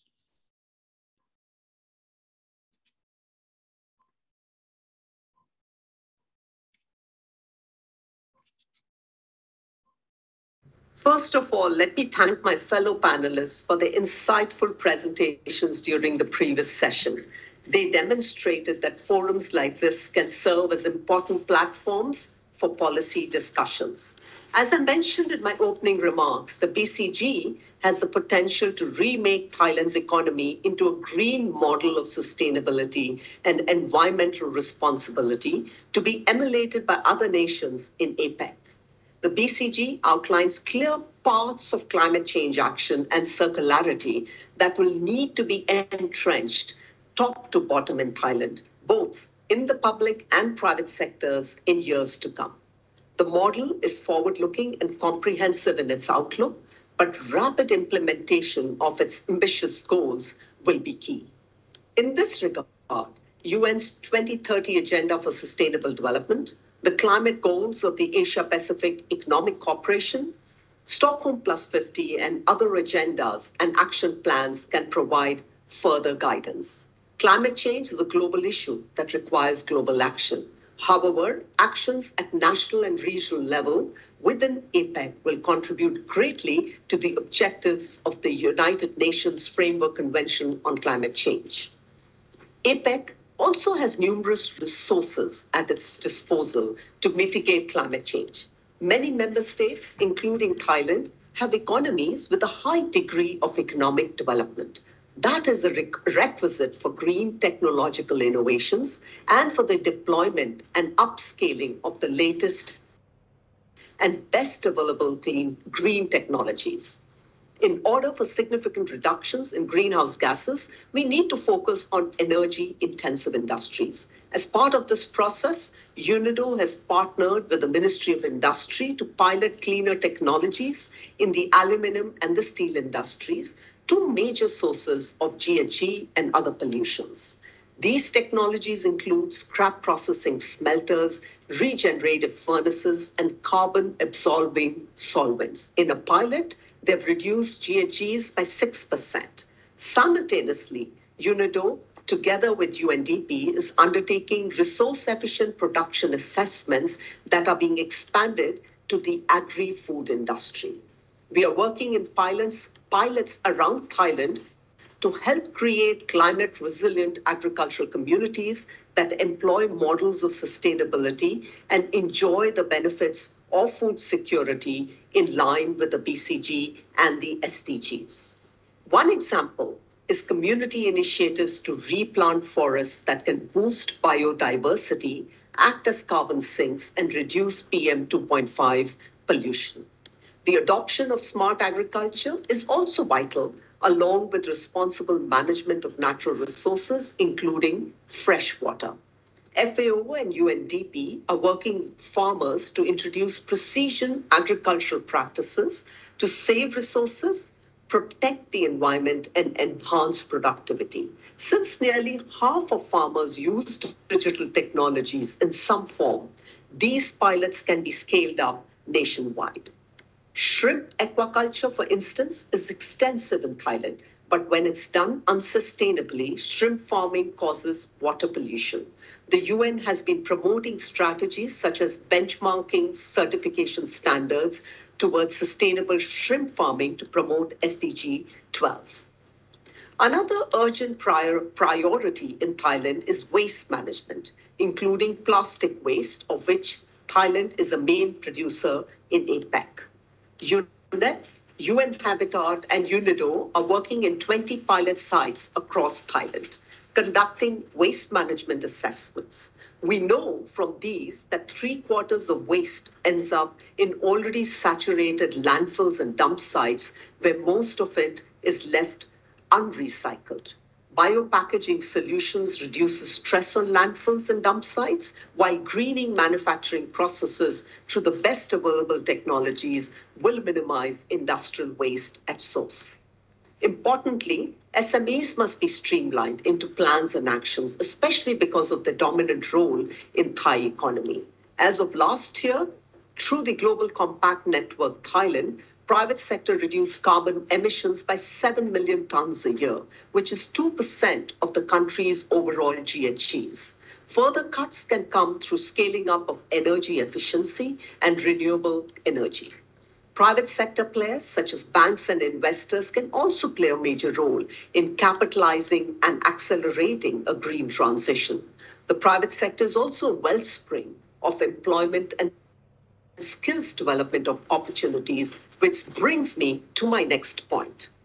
Embedded in the BCG is the need for upscaling green skills and green jobs. Inclusive policies and actions can boost equity in the various sectors of the economy in line with Stockholm Plus 50, which emphasizes the need to place human well-being at the center of transformative agendas such as the BCG.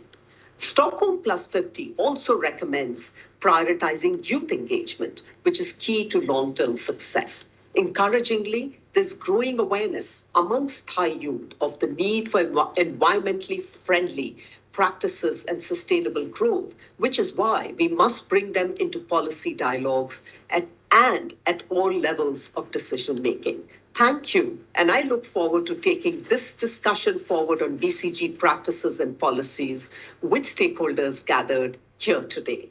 Khap kun ka.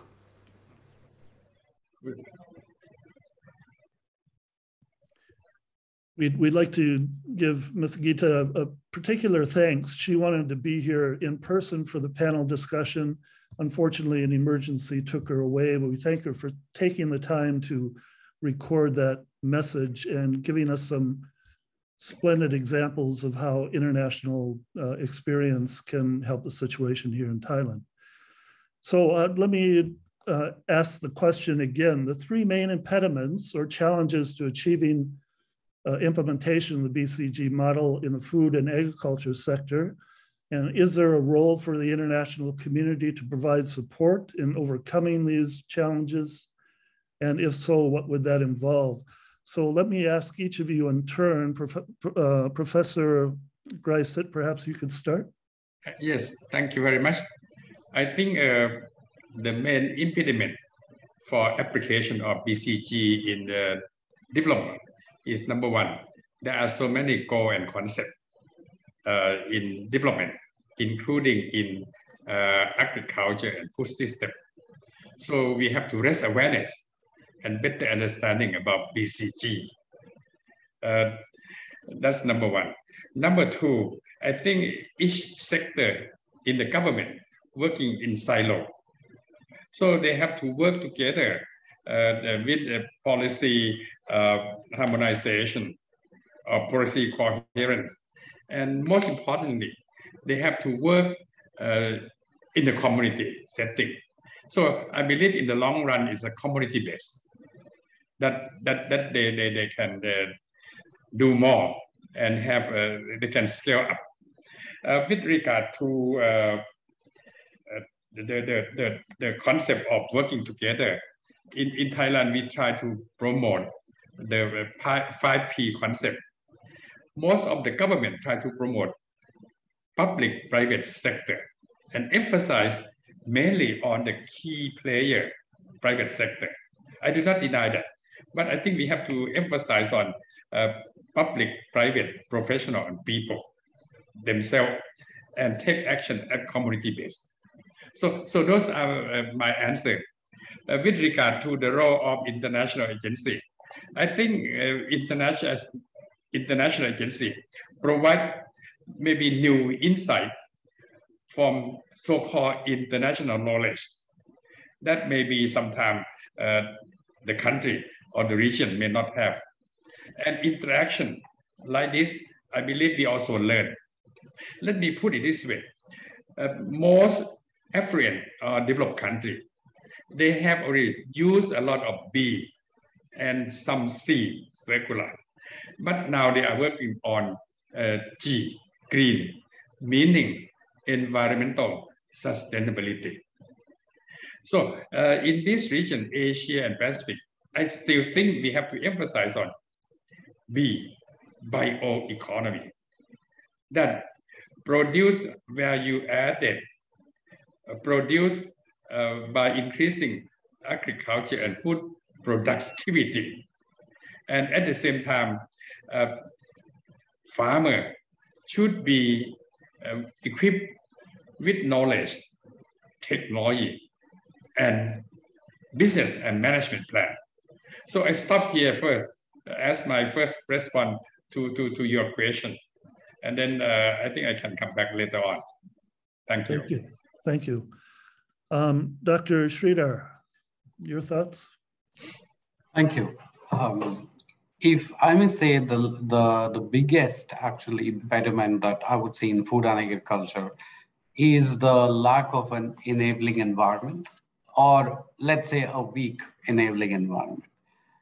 Within that, you have all the issues that are contained. So one is the requirement of a policy that mainstreams sustainability and greening of and circular economy all through food and agriculture sectors, and the valorization of waste, which are both Professor Greiset and Anil talked about, how to actually go about that. So mainstreaming that idea and looking at encouraging entrepreneurship to have these solutions which are more sustainable. So they could be biopesticides, they could be biological control agents, reducing the use of chemicals and so on. So, and this in partnership with the private sector and investors, because they are the ones who are actually going to do that. So the role of the international community here then becomes more of, one is of course of facilitation, but also of sharing of knowledge and technology which can be used by the countries which do not have them and which can be suitably adapted to their national context. And also trying to bring in some of these concepts which are already well developed in certain countries, such as there is recycling, there is upcycling, what are the various options that can be given to the countries where they are brought in. And technologies like digitalization, which are very powerful and which spread very fast, how can they be employed to amplify local technologies or traditional practices and so on? So for instance, cultural practices, which can keep away transboundary pests and diseases, how can they be amplified by digitalization? So these are things that can be helped with by the international community. So I'll stop there. Thank you. Professor Anil.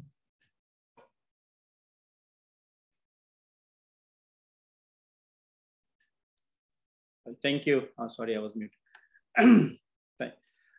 For me, is the similar type of what Professor Kreis said and Dr. Sridhar mentioned. The first, I see that being in Asia Pacific, when we talk more on the SMEs we are here, and we talk in agriculture and food, where almost 99%, and even in Thailand we have. So there's a lack of awareness or think about this, what this BCG model is coming, how it is going to implement, where the role will be there, what they can achieve from there. All these questions are still, I mean, hanging around. That has to be very clearly to be, somehow, like today's platform is one of them. I think they should be around here as well. Majority of them should be focusing on them. But that doesn't finish the story there, but it has to be, like earlier also mentioned, to the consumer level as well. Otherwise, we will be not achieving that target. So it's a both way throughout that with the processors, producers, and the retailers, along with the consumers to understand on that one. And then one of the interesting, like earlier, I think Dr. Geeta mentioned about this aquaculture farming on the stream, which is trying to, what I see that the policy intervention is very much needed along with this, the technology to be developed. But at the same time, the policy has to be such a way to make, like suppose one of the food safety regulations, and I think Professor Kai said in his talk also mentioned that there is a mandatory to put the GAP, suppose, on in each level, whether it is SMEs or it's coming enterprise, every type. So how we can make that more on, the green, which is the word now we have to use for the, not the technology, but as the policy to intervention is very much, for me, is the must that we can achieve the target. Otherwise, it will be not value. And the third is coming the value additions from there that I give my talk as well. And there is a huge impact on that when we talk about in the agricultural produce, how we are generating the side stream, or even in the mainstream, we are losing a lot more there, how we can achieve from there quite value added. And if you can satisfy the industries, I think we will be somehow success onto getting there. The other modalities will be there as well. And then there I see that the international platforms or international that, the value can help a lot more to understand how they have been adopting and what they have been using and what can be adopted in Thailand and in the region as well. Thank you. Thank you. Robert, may I join in a little bit more? Please. I have a strong feeling from my working as a senator. Investment in research, development, and innovation has been quite low. I believe Professor Anil would agree with me. So we have to strengthening research, development, and innovation. Of course, with basic infrastructure in technology, so that university, research institution, academic institution can develop this and have international exchange and select the best practice. I like Professor Anil's lecture very much.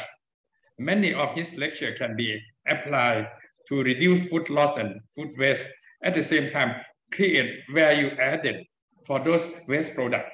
So this is a huge area. So if we have investment in research development, that would be good. And also I believe in dealing with agri and food system, it requires holistic approach.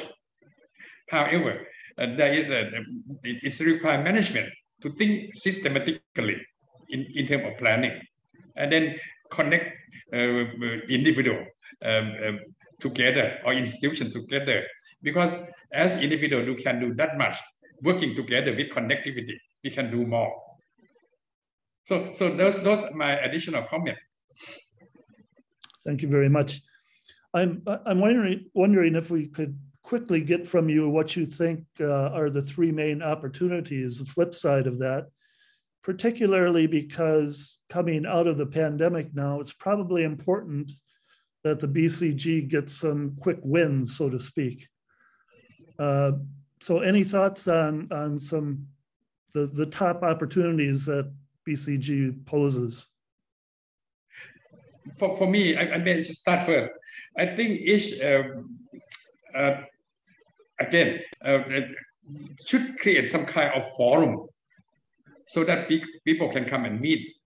Since I also started my career as a teacher in university, similar to Professor Anil, so I prefer that we focus on higher education or research institution or technical institution, and then they give some mandates as a focal point to start something, but with the concept that don't hold everything yourself. You have to connect with other people.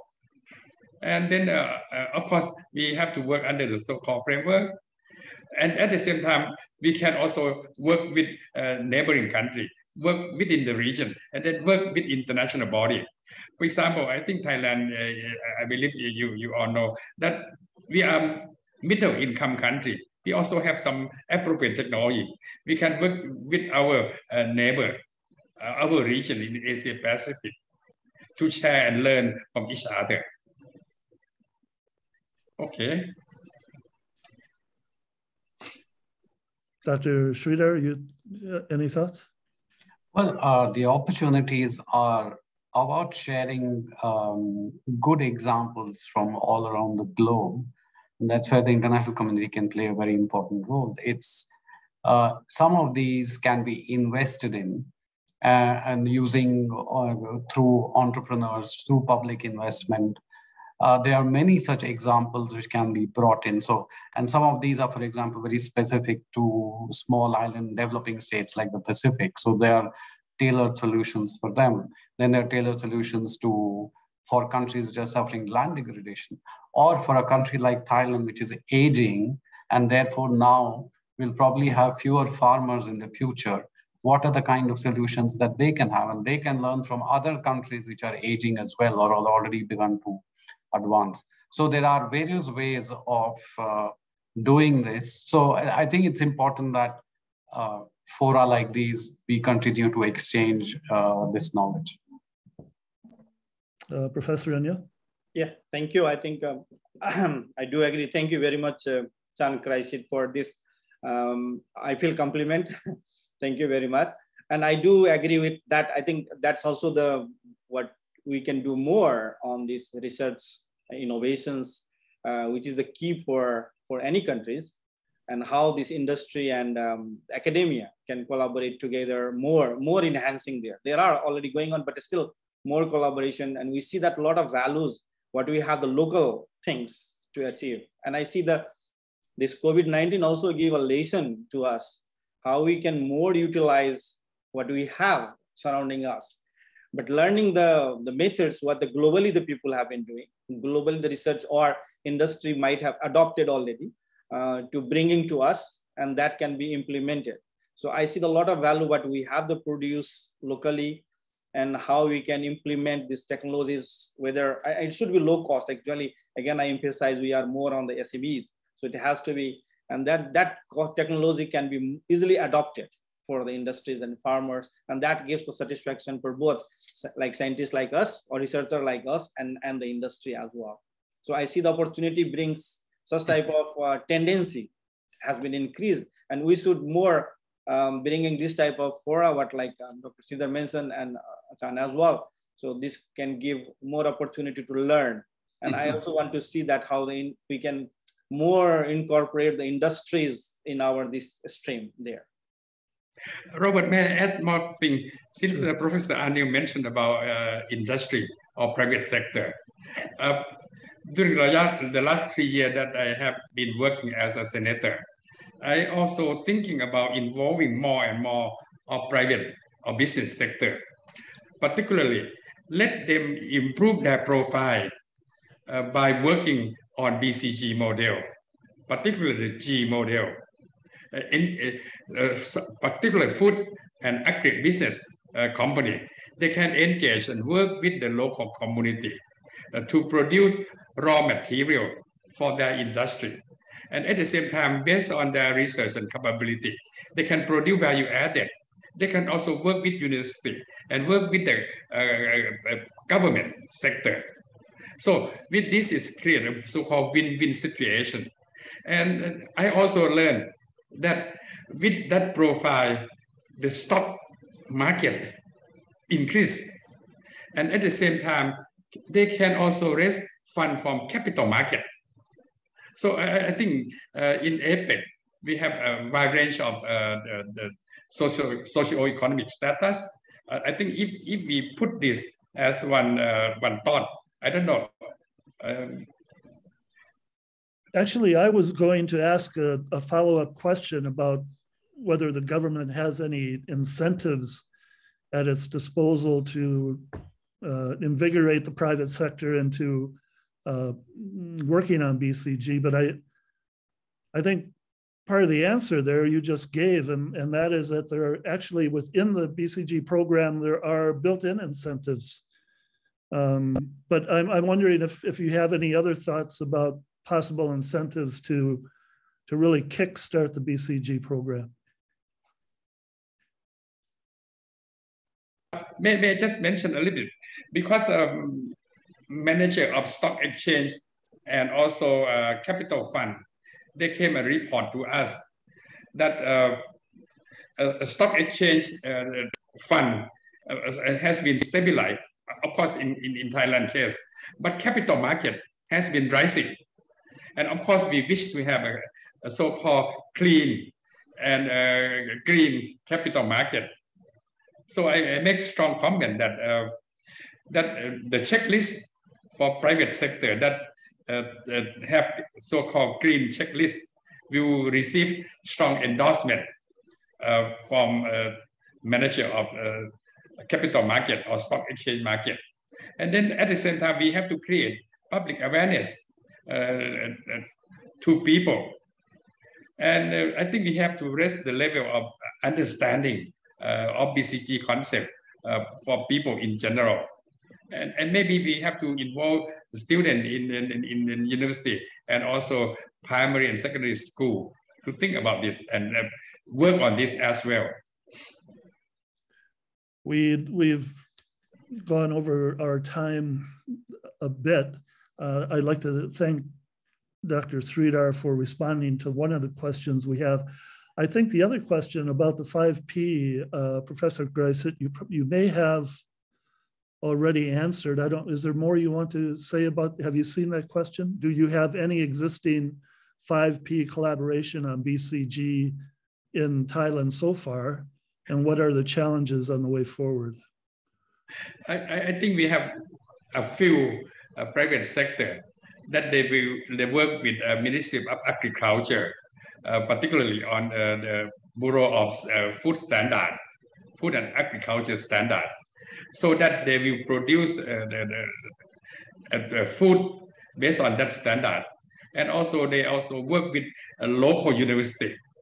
So it's a professional private sector. And then they work with a group of farmers. For example, in production of cassava. And then also waste product from the factory. They also make use it as a fertilizer. And then go back to the farmer. The farmer get a better price for the raw material. The industry get a higher quality product. And at the same time, if there are any research question, they can put into the university for research or academic institution. I believe Professor Anil has this kind of experiences as well. Thank you very much. I'd like to thank each of you for your thoughts here. I think one of my recommendations for the next seminar is that we should move from 30 minutes to no less than an hour for the panel discussion, because I think we could have gotten into a very interesting discussion, but be that as it may, thank you again for your participation on the panel. And let me turn this back over to Dr. Montip. Well, thank you very much, Mr. Robert Dobias. I know you have quite a hard time because so many interesting topics going. So I would like to wrap up by saying we have come to the end of our seminar today. It was a fascinating seminar with variable information shared and discussed by our speakers. So in this seminar, we focus on transforming food and agriculture for achieving the Sustainable Development Goals, utilizing the BCG economy model. The process of transforming would entail building capacities of human resources to be conversant of the BCG economy methodology, as well as developing effective management of the entire supply and value chain. This would require, of course, investments in green technological innovation, resource efficiency, sustainable production technology, and logistical infrastructure throughout the supply chain, supported by science, technology, research, and innovation. Learning for sustainable development at all levels is an important infrastructure for transformation, raising awareness, building capacities, and learning international perspectives on BCG economy model at local, national, and regional. And global forums also are essential. The role of the United Nations through its various agencies such as FAO, UNESCAP, UNIDO, UNDP, and several others are essential in upscaling pilot projects to the national level through sharing of best practices and policies. We aim at taking ideas from this seminar and in future seminars on policy implications of the challenges and opportunities in the implementation of BCG economy model and provide them as possible inputs to the upcoming APEC summit hosted by Thailand in November this year. We will continue our discussion in the following seminars, which we will announce shortly, discussing how BCG model relates to other key sectors, learning case studies, demonstrating actual and or proposed application of BCG in Thailand. The next seminar will focus on BCG and the health and wellness sector. So keep posted. So we conclude the first seminar. We appreciate your participation and we look forward to seeing you again soon. And thank you very much. All the best and stay safe. สวัสดีค่ะ